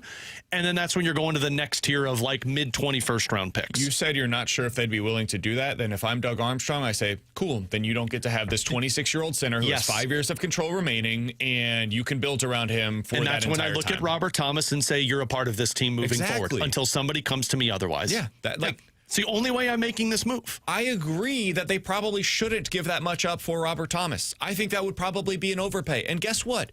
That is what having leverage means for Doug Armstrong. Yes. Being in the position where I don't have to make this deal is when you can extract maximum value. The Blues are not in the position that the Cardinals were in when they decided to make a move for Dylan Carlson or Tyler O'Neill. They had 0 leverage remaining because everybody knew, all right, so you're going to non-tender him or trade him right now? Fine, we'll give you, a bag of baseballs to be able to make this move. Meanwhile, the Blues are like, yeah, man, we'll just go ahead and take the 26-year-old that's going to win 55% of his faceoffs, play really well defensively, and next year we could potentially pair him with the top 2 overall selection. Yeah. That's not a bad fallback option if you're in Doug Armstrong's shoes. So that's why I think that maybe there's a bit of a disconnect in terms of what other fan bases would want to give up and what the Blues would necessitate in this kind of deal. And I think you made a great point with him because it was the same thing I thought of. The reason you're paying more for him over Quinn Hughes isn't because he's a better player than Quinn Hughes. It's because Minnesota had an uncertainty of he's not signing it. If Quinn Hughes signed a contract extension, they were giving up more for him. Absolutely. Thomas is going to be a steal of a contract moving forward. That's why you have to pay a little bit more. And I'm seeing a lot of people on our graveyard chat saying, yeah, but is he going to waive his no trade? We have no idea if he's going to waive his no trade. But if I'm going to put myself in Robert Thomas's skates for a minute. If I've heard the timeline of the Blues and it's not going to be until I'm 30 that this team's competitive, I want to win. And if I'm a player that has a competitive edge, I not only want to go to a team that's competing, which Utah is like they're out of that rebuild, but I get to stay in division to make the team that I'm being traded from pay. Also, I would look at it. Everything I've heard is that it's a great place to play. Oh, yeah. You know, like guys seem to like playing there because it's a great arena. Like their owner is spending crazy money to make this thing work with them in Utah. He's clearly investing in the club. They've made some big moves. And they've done all of their rebuilding. Like they've got all of these guys. Gunther's under 23. Cooley's under 23. You've got Clayton Keller. Like they've got their roster. Again, I don't know the family side. He's got a little kid. I don't know what he wants. But like if I'm looking at a roster, would I waive my no trade? Yeah. If I want to go to a team that's ready to win, they're there. We got this from Harrison's brother, Master. That guy had no bleeping clue what he was talking about. Disagree. I think he has a lot of clues on what he's talking about. I think he's plugged in with the Utah Mammoth. What he said, though, is the Utah Mammoth perspective. And this is why deals like this are so hard to complete. Because they view it as one thing, the Blues view it as another, and then they have to come to terms on, all right, how do we meet somewhere in the middle? How can we find a way to make this thing work? It's why the Brendan Donovan deal took so long. The Cardinals viewed it as, hey, we need X, Y, and Z. The Mariners said, well, we're not giving up Y. And the Cardinals said, well, we can't make this deal without that. So they had to find a third party that would ultimately be able to give the prospect currency that the Cardinals were looking for in such a deal. And finally, it all ended up making sense. I just don't know that this is the kind of move that you're going to be able to get done prior to the deadline. It feels like there are way too many moving parts. I think it's easier to maneuver a deal like this with so much control remaining in an offseason. I think what you're seeing right now is the beginning stages of whatever this deal is ultimately going to be. If I had to ask you guys today, do you think that Robert Thomas is traded prior to the deadline? As of today, you can change your opinion as we get more information. Where would you fall on the answer to that question? I say no, but he gets traded in the offseason. I think he gets moved before the deadline. You do? I think they make. I think Utah's going to make the aggressive move. I think Armstrong learned from Armstrong that he got to have some cojones to make something happen, and I think he's going to do it. I'm like 7 out of 10 he gets moved by the deadline. I'm 10 out of 10 he gets moved by next season. I would say I'm 7 out of 10 that he gets moved prior to the start of next season, like a 4 prior to the deadline. I don't know that this is going to be able to get concluded in the next 5 days. Here's the other thing you have to factor in. If you're Utah, yes, you want to make this move, but be realistic with yourself. Are you winning the cup now? Are you winning it this season? And I think it's a firm no. Because Minnesota, Dallas, Colorado, light years better than you. Alongside Alex and T-Bone, I'm BK. Coming up in about 15 minutes, we're going to be joined by a former NHL defenseman and a guy who has spent some time coaching the Blues' top prospect right now. Former Blue as well. Jay McKee will join the show coming up at the top of the hour. Junk Drawer next year on 101 ESPN.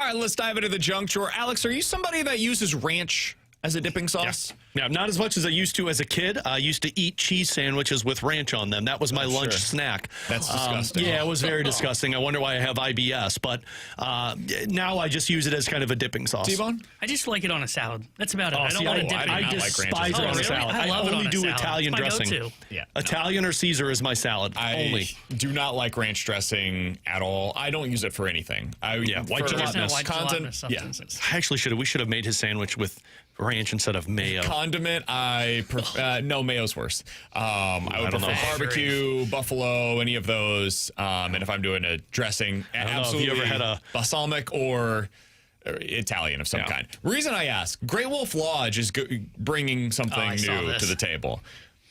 They are releasing a limited time offering, a ranch milkshake. Oh, I'm out. From March 5th to May 20th at the Great Wolf Lodge, you can go to one in Kansas City. They are going to be releasing a ranch milkshake. It is garnished with crispy chicken, carrots, and celery. Also included are whipped cream and a sweet and salty lime rim. That's vomit worthy. Absolutely not. $3.10. Save yourself that money. The 10th. Yeah. Buy And it will be gum. available at any Great Wolf Lodge location. I can't say this word on the radio, but F no. Yeah. That's a punishment worthy. Yeah, true. That's not something I would just delight myself in. I don't understand who the target audience is. People for that are this. obsessed There with are ranch. some big ranch lovers out there. There are people That's that gross. Yeah, there are people that like put it on everything. If you like this, you need to get help. I'm sorry. I would like to. I'm generally Oh, we speaking. don't judge. Yeah, we don't judge on this No, show. I we do. ask and we don't judge. Yeah. This is the kind of thing that I think you could judge No, somebody we don't on. kink shame on BK and Ferrario. We do with this. No. If you hear, hey, a ranch milkshake, and you're like, that sounds amazing, just go talk to somebody. I mean, I'm with you. You need to talk to a professional. You are just destroying your body, so please just don't put that in there. All right, in 15 minutes, we'll dive into some NFL quick hitters. But next, we continue our Blues conversation with the former Blues defenseman, Jay McKee. He is coaching this year Adam Jiricek in juniors. We're talking a lot about the future of the Blues. Can Jiricek please be a big part of it? We'll talk about him next here on 101 ESPN.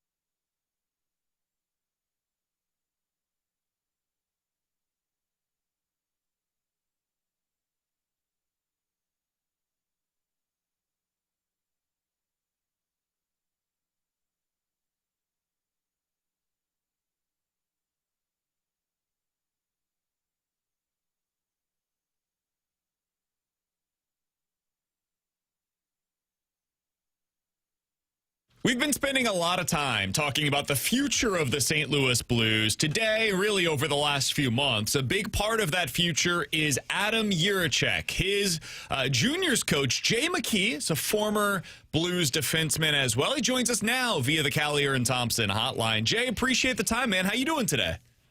Well, I'm doing great. How you doing, gentlemen? Doing very well. So, Jay, I do want to ask you about that young defenseman that so many Blues fans are excited about. What can you tell us about Adam Jiricek and the development that you've seen from him over the past couple of seasons? Yeah, he's come a long ways. I think starting this year healthy, he went through a couple seasons where he had some injuries and, you get out of the groove a little bit, but we could always see that he had a lot of talent. This year he came in, had a great summer, great training camp with St. Louis and some preseason games, and he's just come in on a whole different level. Very, very skilled, has a dynamicness to his stride and his steps. He's very elusive, great shots, sees the ice well. And with all these high-end offensive abilities, he also is a really strong defender. So he's kind of a hybrid type. I wouldn't call him he's an offensive defenseman, but a lot of times when guys are pegged with that, there's a deficiency in the back end of things. But he's a really strong defender, plays the body well, has a great stick, and is very good in the corner. So he's a really, really strong all-around type of player. Jay, that's where I was going to go next, and you know this better than anybody as a former defenseman. I think a lot of fans look at plus-minus, and they're like, oh, man, he's really good, or oh, my God, this guy's terrible. But in juniors specifically, I think people see it, and they don't understand what juniors hockey is, to where it's maybe not a high emphasis on the defensive side, but that's some really good credit to Adam Jiricek's defensive game if he's a plus 22 while putting up 49 points in games. Yeah, I think, plus minus can be an interesting stat. You could have, a player on a generally weaker team and his minus is going to be lower. There could be minuses that have nothing to do with him being on the ice. And then when you put a player with a strong team, the plus is going to be higher. It's kind of natural, but, I think that's that aside. He's got a great stat line for that right now, but I think wherever you put him, he's going to have a strong stat line. He just, like I said, I think what stands out when you watch him play is the way he moves on the ice, the abilities he has offensively, but the quiet side of the game, the defensive side of the game is where he gets things done as well. So he's one of those hybrids that you don't find very often. A lot of times when you see the high-end offense, it's lacking somewhere else, but he's a true all-around defenseman. And Jay, we hear teams talk about this a lot, of how they want their younger players to focus on the defensive development in juniors kind of before they take that step into pro hockey. What's that development like? What are guys like Adam Jiricek focusing on game to game, season to season in terms of heightening their play defensively? Well, I think, offensive – defensemen that can bring the offense, they want to bring it. For Adam, it's picking the right spots. I think winning hockey isn't run and gun. It's not being a cowboy all over the ice, taking chances here and there. And he's done a great job at kind of filtering back on when to provide the offense from the back end, when to play maybe a little bit more high risk in certain scenarios, and then when to maybe let go of a play and not try so much. There's a risk-reward factor. If you're trying a spinorama on the blue line and it's not going to lead to, on the defensive blue line, it's not going to lead to offense. And on the flip side, if you lose that puck, it's going to be a breakaway against. Maybe you shouldn't be doing that. And he's done a great job over the last 2 years at really managing the risk-reward and picking his spots on when to provide the offense and when maybe a little more is necessary. And through making the mistakes early on, he's learned what the limits are, what his abilities are, and he's really flourished this year. Final question that I have for Jay McKee, Adam Jiricek's coach down in the OHL. I did want to ask you about the OHL and just the talent that we see coming out of that league. The NHL put out a stat earlier this year, 187 OHL graduates were on NHL opening night rosters across the league. That included 8 that opened the season on the St. Louis Blues. Jay, what kind of talent do you see in that league right now, and how do you think that helps with their transition making it to the NHL?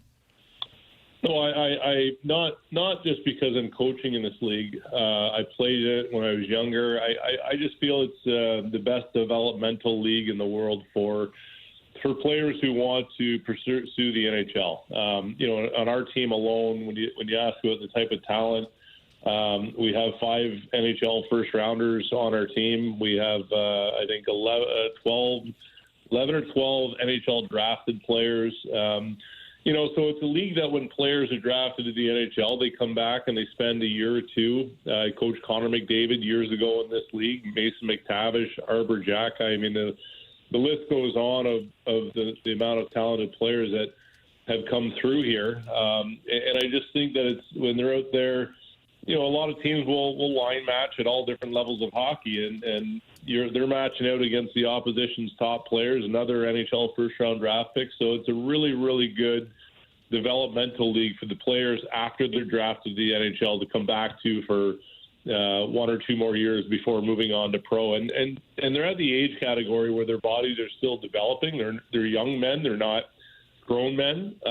So they're put in positions where they're challenged but can also succeed and develop and grow their confidence in the sport. Jay, I had one more as well, and we really appreciate the time for hopping on with us here. Before you do, yeah, I'm guessing it's not related. It's something. No, like yeah, it's relevant. not related. I know this is for you. All right, I gotta ask, Jay. You mentioned just as a nice little flex there. Hey, I coached Connor McDavid back in the day.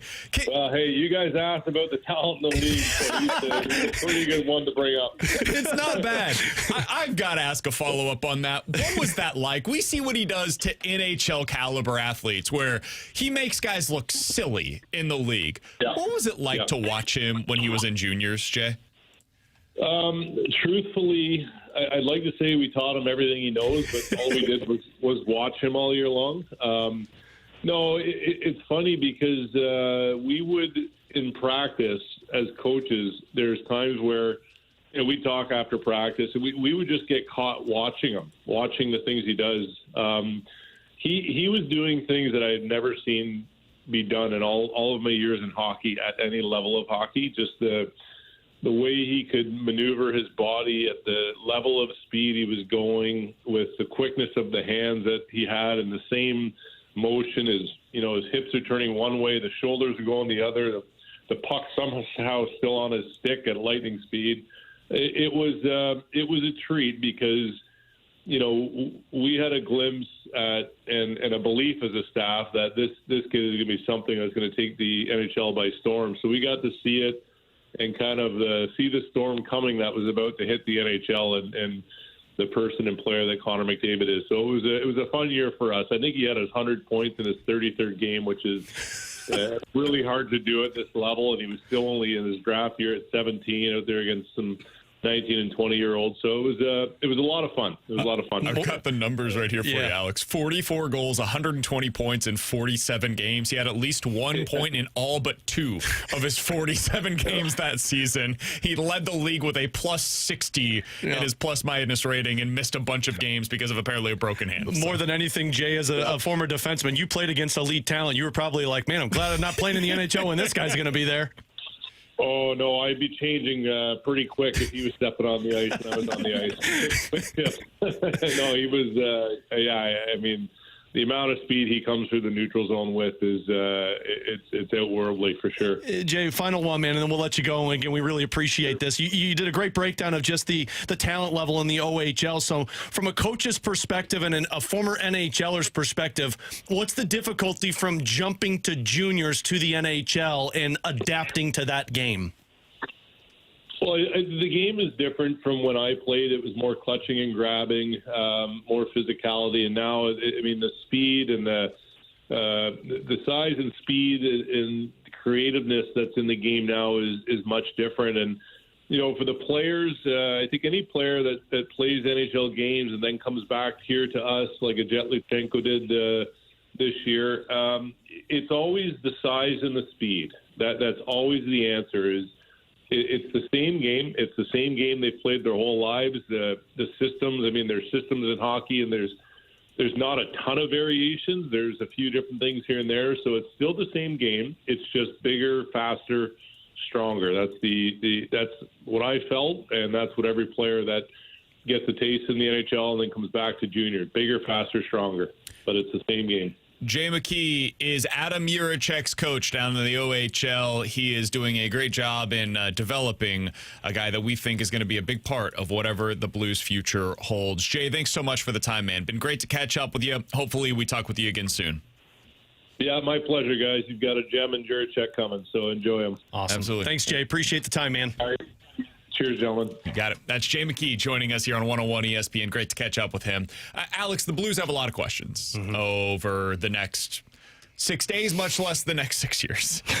One thing that is a positive, they have been a very good drafting team. They've done a really good job of finding talent wherever it is that they're drafting. In the top 10, they get Dalibor Dvorsky. Later half of the first round, they find a guy like Jimmy Snuggerud. So they've consistently had success in that area. Jiricek appears to be one of the latest good finds by them. Well, and Curbs has mentioned this before, but there are some brass that look at, and not just Blues brass, NHL brass in terms of scouts, front office members that look at a Jiricek and be like, that guy's got Pietrangelo potential. Now, we don't know what it's going to look like. Jay just gave you a really good example of what it looks like in the OHL versus the NHL. There's some humps that come in those the roadblocks that come in that path. But, I mean, they no question have a great player in Adam Jiricek. And on top of that, I don't know if you guys saw it, but Justin Carbonneau over the weekend had 2 hat tricks in 2 games. He scored 7 points in 2 games. So the one thing is for sure, and it's why I think there is some optimism if they decide to go down this path,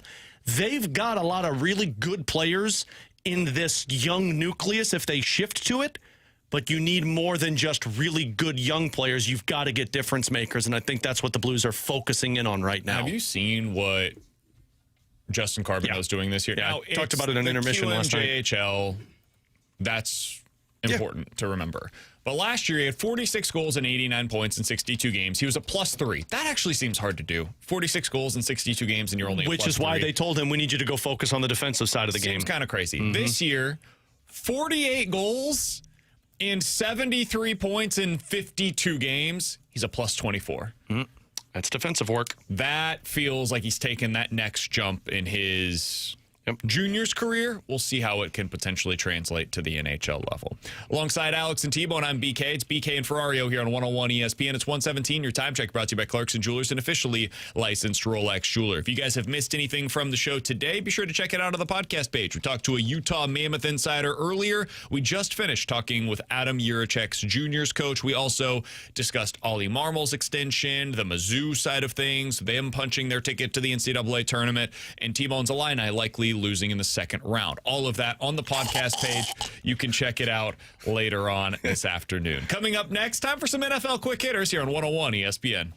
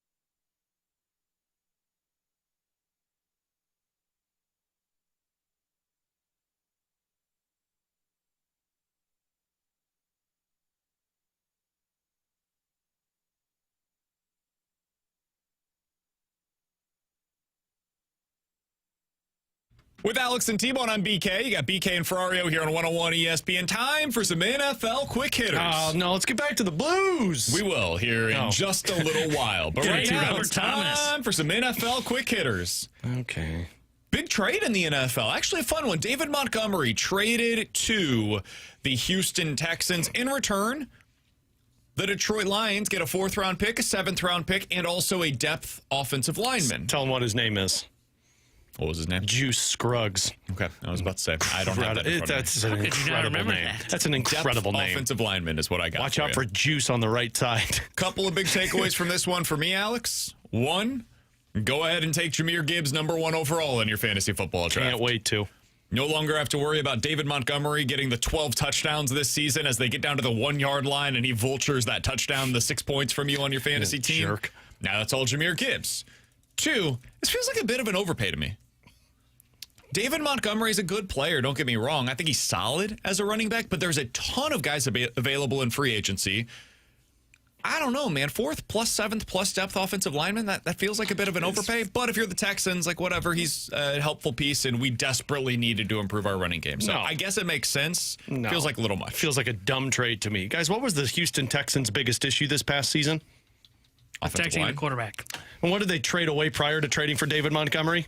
I guess an offensive lineman that they deemed not worthy of playing when they had a bad offensive line. Fine, but in the past 2 seasons, they have traded away their left tackle and their right tackle.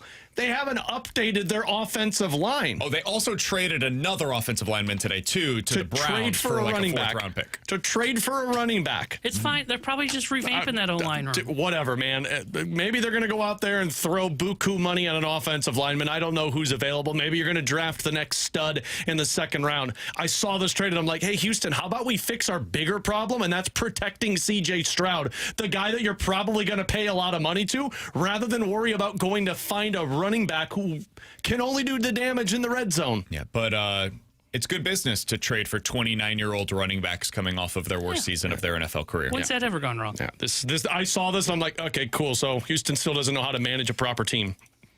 Yeah, I kind of like the move. I agree it's probably a little bit of an overpay, but it all just depends on what they do to fix that offensive line. Because if they've got something else up their sleeve, because you don't move on from how many offensive linemen we just named? There 2. And they're offensive tackles, by the way. Well, 3, Juice. Including the other guy as well. His name is Juice, say it. I think if there's a plan in place, I can get behind you making this move for Montgomery. I'm just not seeing what the plan is yet. So it makes me think they must like somebody in the draft that they're going to target, or they like somebody in the free agent market that they want to pursue. Other news coming out of the NFL Combine, Mike Evans reportedly going to test the market. We'll see what ends up happening here. He's at least having conversations with the Buccaneers. But according to ESPN.com, Mike Evans wants a quarterback that he believes in, a chance at a Super Bowl, Bills, a top-shelf offensive coordinator, and the promise of high-volume touches. Are there any teams that immediately come to mind when you think of that wish list that apparently Mike Evans has for his next NFL team? Chiefs, Bills, 49ers. Those are the 3 that I kind of thought of immediately. I don't know if they can do Quarterback he believes in. Would you consider Brock Purdy to be in that? I think you could convince yourself of that. I think he can get the ball to him, but the high volume and the offensive mind is what I would target for the 49ers. High volume is the one that I just don't know. I think he'd become the instant #1, but they like Pearsall. They've got Jennings is gone. Jennings. He's gone. That's right. Jennings is gone. And then Brandon Ayuk's not coming back. I still think the Chiefs and the Bills, I don't know if they can make it work financially, though, and the Bills have other issues, but those are the 3 I thought of.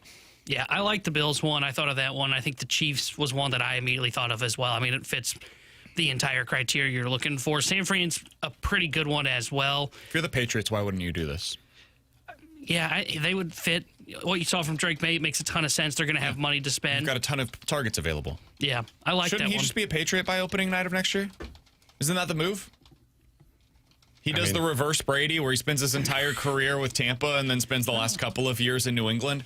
And he gets to work with Drake May, great offensive coordinator. Now he's a terrible head coach, but a good offensive coordinator nonetheless. That would be the move to me. I think they're the team that immediately jumped off the page for me. They've got a ton of cap space this offseason as well. How much do you trust the offensive mindset? What do you mean? I trust McDaniels. Josh McDaniels is a good OC. Yeah. And they went to the Super Bowl this year, so you don't have to squint to be able to see it. I think that's the team that makes sense. One I thought of, but it doesn't reach one criteria, would be their quarterback, was Denver. Denver, there'd be high volume. You would trust. I know he's not calling plays. I don't trust the think quarterback. That's BS. That's the thing is I don't think he would trust Bo Nix. Sorry. But Not a Denver, good otherwise, for the most part, checks 3 of those 4 boxes. Yeah, but you got to have the good quarterback. And I understand him testing the market. I don't think Tampa's going anywhere anytime soon. I agree. And for them, I don't know that you can guarantee that he's going to get big-time targets next year. And if I'm Mike Evans, as much as I have a Hall of Fame career already, you know what solidifies it? A Super Bowl appearance. Doesn't even need to be a championship. An appearance would put you in that. The playoffs. Yep. I don't know if they've got the money to do it. Would you put Green Bay in this category? Yeah. Jordan Love, LaFleur. Can they afford it? That's the thing I don't know, but there definitely would be the volume. He'd be your best wide receiver, and they're a good football Tucker team. Kraft would be good. They would have a chance. Tucker Kraft. Not Tucker Kraft. Tyler Kraft? Who's their tight end? That's Kraft, yeah. It's not Tucker, though, is it? I think it is. Oh. Okay, for some Either reason, Tucker or Tyler Kraft. You looked at me like that was a stupid thing. I was confused. I was like, what did he say that was wrong there? I thought he was, when he said Tucker, I was thinking kicker for some reason. I'm like, why the hell did you just bring up a kicker to this conversation? Other news from the NFL Combine. It sounds like both Tua and Kyler, I was going to combine them and say Tyler, are going to be cut at the start of free agency. If you're a team that is quarterback needy, Minnesota Vikings are one of the teams that a lot of analysts are bringing up in this conversation. Would you prefer to sign Tua or Kyler on a bounce-back deal? Because I wouldn't imagine either are going to take a ton of money. They're both going to still be paid by their respective Kyler teams. over Tua. Tua's injuries would concern me if I'm a team. One hit and that guy's in trouble. And if I'm looking for a quarterback, my offensive line isn't going to be the greatest. So I would go Kyler. Even though I know there's issues there, I'd go issues that I hope can fix over head injuries that could be a career-ending the next hit he takes. I would say Tua for me, for the Vikings especially. I think he can stay in the pocket better. He can run an offense a little bit better. Kyler feels like he can't stay in the pocket and run an offense. To me, he has to get outside the pocket. And when you think back to when Minnesota's been good, it's been pocket passers. It's been Sam Darnold with O'Connell. It's been Kirk Cousins with O'Donnell. I don't think Kyler makes much sense for them. I actually like Tua in that spot, even though there would be the concern of injuries. That's totally fair. I just think he fits that system better. I think if I'm the Vikings, I'd rather take the upside of Kyler because I don't think there's a ton of upside that remains in Tua. I think Tua makes a lot of sense. Who was I going to pinpoint for him? I just had it, Jets, and then I lost it. Jets, Jets. I lost it. I thought you were going to say Chiefs backup quarterback. No, that's Anthony Richardson. Anthony Richardson makes a lot of sense for them. Falcons. Falcons are the team that I was going to say. Yeah, for that makes Tua, sense. I think he would be an interesting That makes sense. potential landing spot. All right, we'll get out of here on this NFL Quick Hitters here on 101 ESPN. Matt Miller of ESPN.com put together his list of the top quarterback prospects since the start of the 2021 NFL draft. So based upon what they were as prospects, not what they've gone on to do in the NFL, he did this to be able to say, all right, this is where I think Fernando Mendoza belongs. His list prior to getting to Mendoza: number 1, Caleb Williams; number 2, Trevor Lawrence. Again, this is as a prospect. Number 3, Jaden Daniels; 4, Drake May; 5, Bryce Young; 6, Zach Wilson; 7, CJ Stroud; number 8, Fernando Mendoza. Do you think Mendoza is a better prospect than any of those guys that I mentioned before him? Lawrence, Daniels, Drake May, Bryce Young, Zach Wilson, CJ Stroud. I think he was a better prospect than Young and Zach Wilson. That's kind of what I was thinking. I think he's pretty similar to CJ Stroud. I think he's around Drake May category for me. Yeah, I would say May was a little bit better a prospect, but it's close, so I could get that it's like one. 50-50 right there. Because some of those other guys, I mean, I was super high on CJ Stroud, so I'd have him over. And I thought Fernando Stroud Mendoza was going to be like what I think you and I have said before, BK, on Mendoza, which is, I don't know that he's going to be this great quarterback that's like top 5 or top 7 in the league. I think he's going to settle in as a good quarterback, though. Did you see what he measured in at? He's 6'5", 236 pounds. I did not know he was that big. I had no idea. He carries that extremely well. Well, the 6'5", too. It's like I knew he was tall, but it like, you know, watching it on television doesn't do it justice. 235 is like, I mean, that's Josh Allen's size when he got into the NFL. That's Josh Allen freakish, right? That's crazy. I was surprised to see he's that Raiders. big. And he didn't have tiny hands, I saw. Yeah, that's a big deal. He's got all the size win. measurables that you're looking for. He's incredibly accurate. He's, I think, more athletic than people have given him credit for. I think Fernando Mendoza is going to be a really good quarterback in the If NFL. he wasn't going to the Raiders, who not only have coaching questions, but also just roster is not competitive at all, I could see him doing kind of what Drake May did with the Patriots. But you got to get a lot of things right to get you, because if you've got Brock Bowers and Ashton Genty with that type of quarterback, now your offensive line is awful, and so is your defense, because Max Crosby's going to be gone, and I don't trust any coaching, because who's their coach right now? Do we know? It's the old Seahawks offensive coordinator, Kubiak. Kubiak. I kind of like him. I think it's a good hire. You got to get your roster in flux, but I mean, you could see him doing what Drake May did with them, not go to the Super Bowl, but turn it around pretty quickly. Coming up in about 15 minutes, we'll hit the rewind, but next, Oli Marmol has quite the noteworthy title in Major League Baseball. We'll tell you about it next year on 101 ESPN.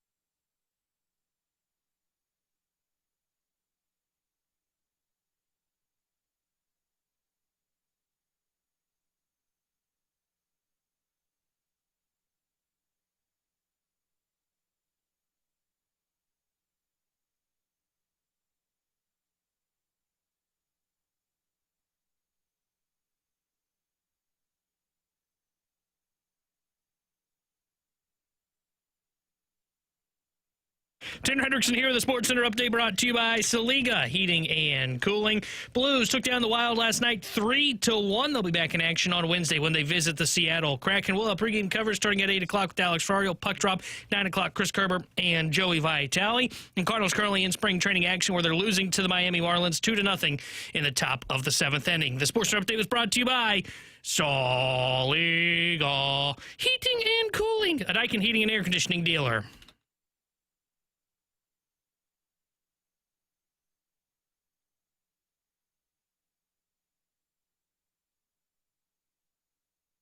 Alongside Alex and T-Bone, I'm BK. So, Alex, we were looking at this earlier today. Oli Marmol gets a 2-year contract extension. I'm actually surprised. Maybe it's the blue stuff that's kind of taking away from this. I think our text line, YouTube, Twitter in general, I think people have kind of met this with, all right, cool. And that's pretty much it. Like, it got roughly the same level of discourse as Dustin May signing with the Cardinals, which was basically, yeah, sounds right. That just feels like, isn't that kind of like the definition of a rebuild, though? Yeah. I feel like everything that happens just like, okay, talk to me in 3 years. Yes, there is some But truth the to that. manager has such an impact on it. And for how especially here. Well, that's the thing. Here. For how many people despised Mike Matheny and loved Mike Schilt, you think people would be up in arms about that decision? Yeah, not when you're in a rebuild. I think when you're in a rebuild, like everything just kind of T-Bone's flies. playing this so cool. Like he doesn't care. And then Well, the I just first remember, game, he's going to be I remember pissed. BK when they signed Urias. The next day, we're in the office, and he goes, who cares? And I'm like, yeah, that feels like the MO for what the Cardinals are going to be for the next 3 years. Also, that guy could be gone in a month. Sure. I mean, technically, you could fire Ollie in a year, and it wouldn't matter. Maybe. I don't get the sense that this is an organization that's probably going to do that. You think they're penny pinching? I don't think they like paying people to not work for them. So, yeah, I think Ollie's probably going to be here for at least the next couple of seasons. And for that to be met with a shrug of the shoulders, man, for him, that's a huge win. that speaks to... Ollie over here just like, yeah. I think he's done a better job over the last really calendar year or so of trying to show people who he is beyond just the press conferences after the games. Him going on with shows like TMA, I think, was helpful. I think him coming on shows like this, I know that this may sound self-serving, and maybe it is, but I do think that helps for somebody like him. It shows the personality. And I think overall he's done a pretty decent job, all things considered. But I was looking at this, Alex, because I saw he's the third longest tenured manager in the National League now. The only two guys that have been with their respective teams longer than Ollie has been here in St. Louis are Dave Roberts, World Series winner.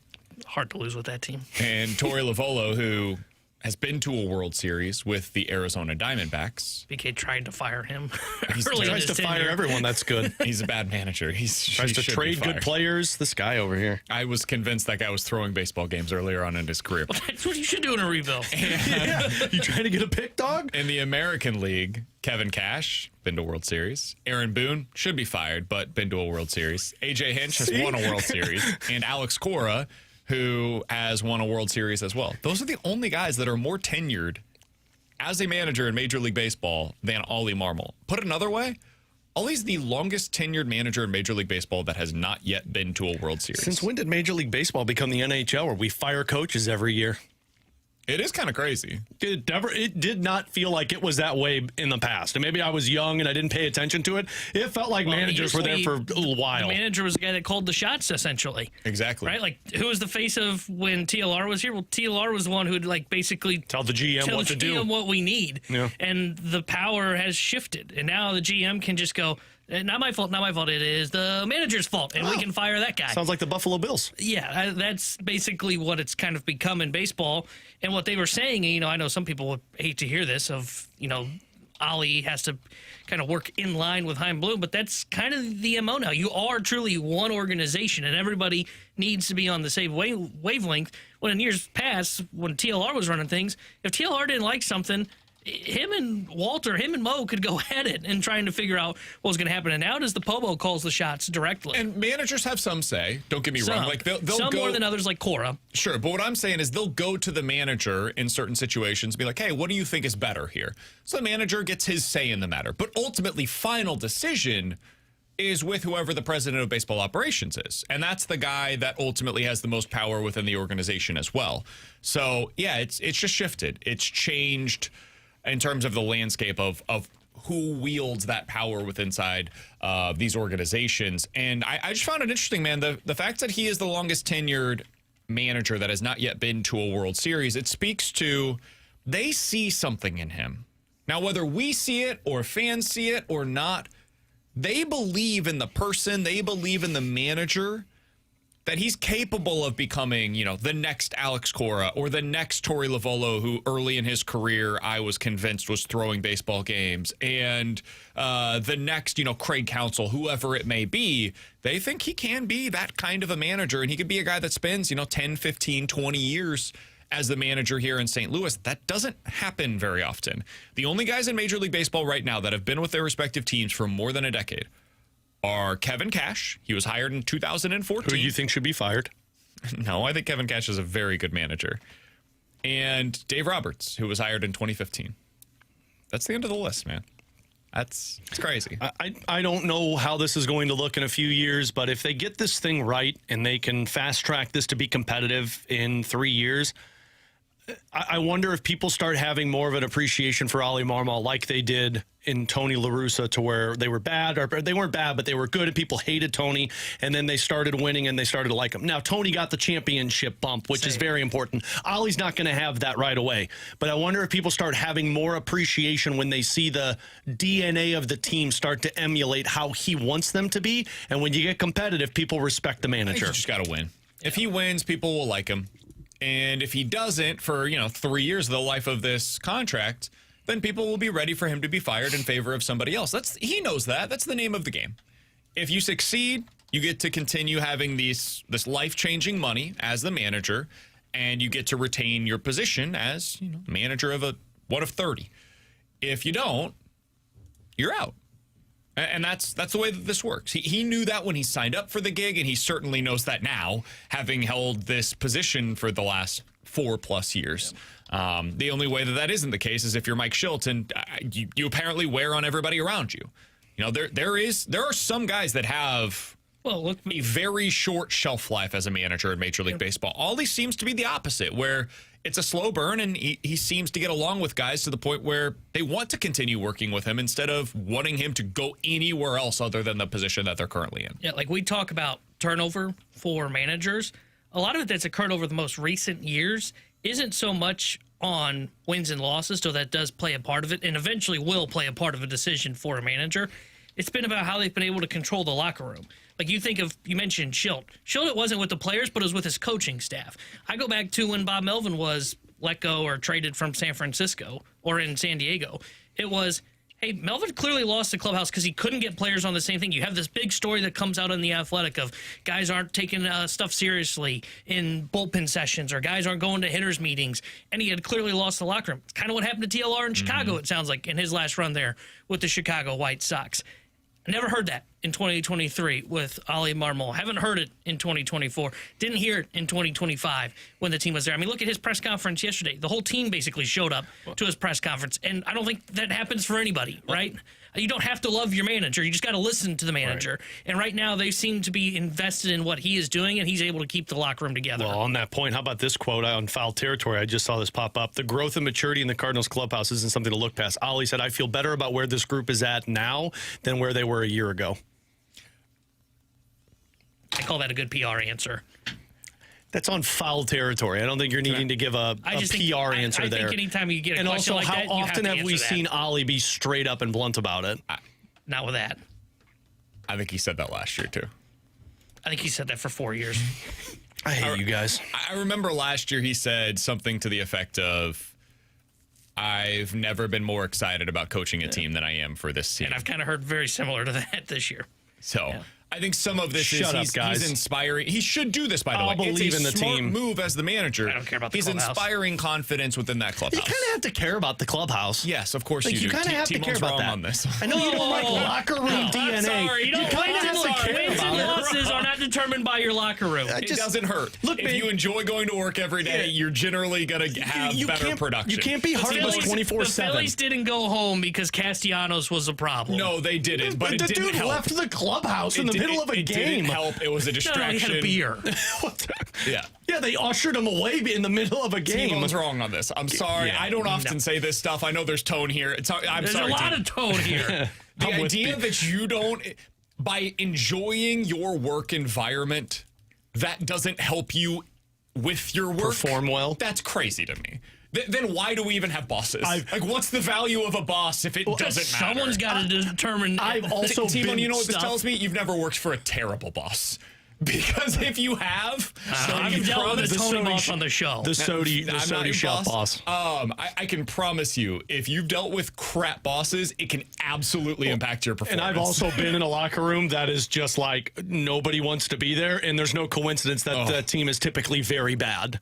Alex, have you, and I'm not even talking about just like in radio, in general, have you had a really awful boss in your life? Yeah.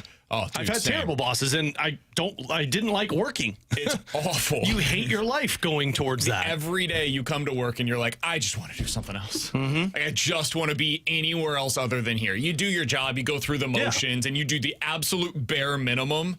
But the moment you hate it, you're looking for another one. Yeah. Which is not a mindset you want if you're rebuilding. No, absolutely not. We'll see how the locker room is at the All-Star break. T-Bone is heartless. Coming up next, the Rewind here on 101 ESPN.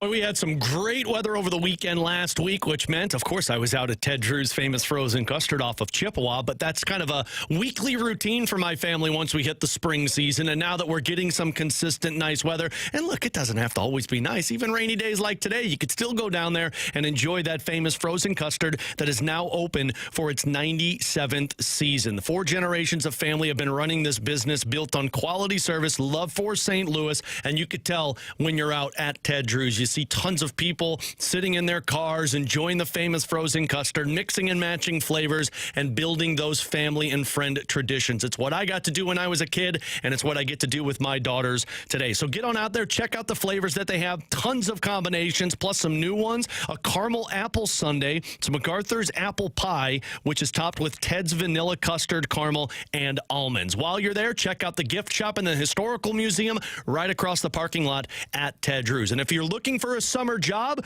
Ted Drew's is hiring. You could find out how on their website at teddrews.com. Ted Drew's, famous frozen custard, real tradition. Ted Drew's, it's St. Louis.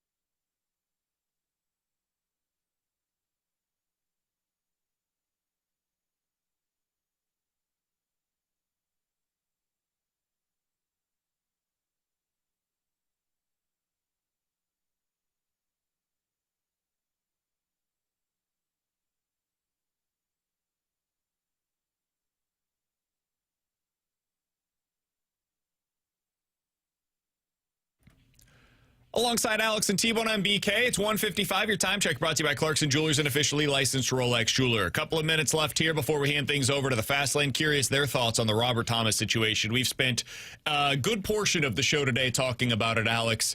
We talked with the Utah Kraken insider earlier. Utah Mammoth. Utah Kraken. Did you see the Seattle Kraken somewhere? Or are you giving us like some type of tinfoil? Yep. Utah Mammoth. We talked to their I don't think he's going to Seattle, by the way. Earlier today. Where are you at on this? Your elevator pitch on the Thomas situation is what? I'm starting to really believe this is going to get done this week, and Look, I hate to see a number one center who is established in the National Hockey League go, but I have to look at the state of the Blues over the last 4 years. The core that you handed this over to when you traded away Ryan O'Reilly has not gotten the job done. And as good as Robert Thomas is, I don't think he's the guy that shifts the dynamic of a game. He has moments, but for 82 games, is he doing it every single night? And I just think the Blues are fed up with being in the middle of the road. I think they look at what the last 4 years have been, and with the exception of a big stretch run, they have been a bottom dweller, and they said enough's enough. So you're shifting it to a new core. You're moving to Neighbors and Snuggerud and Dvorsky.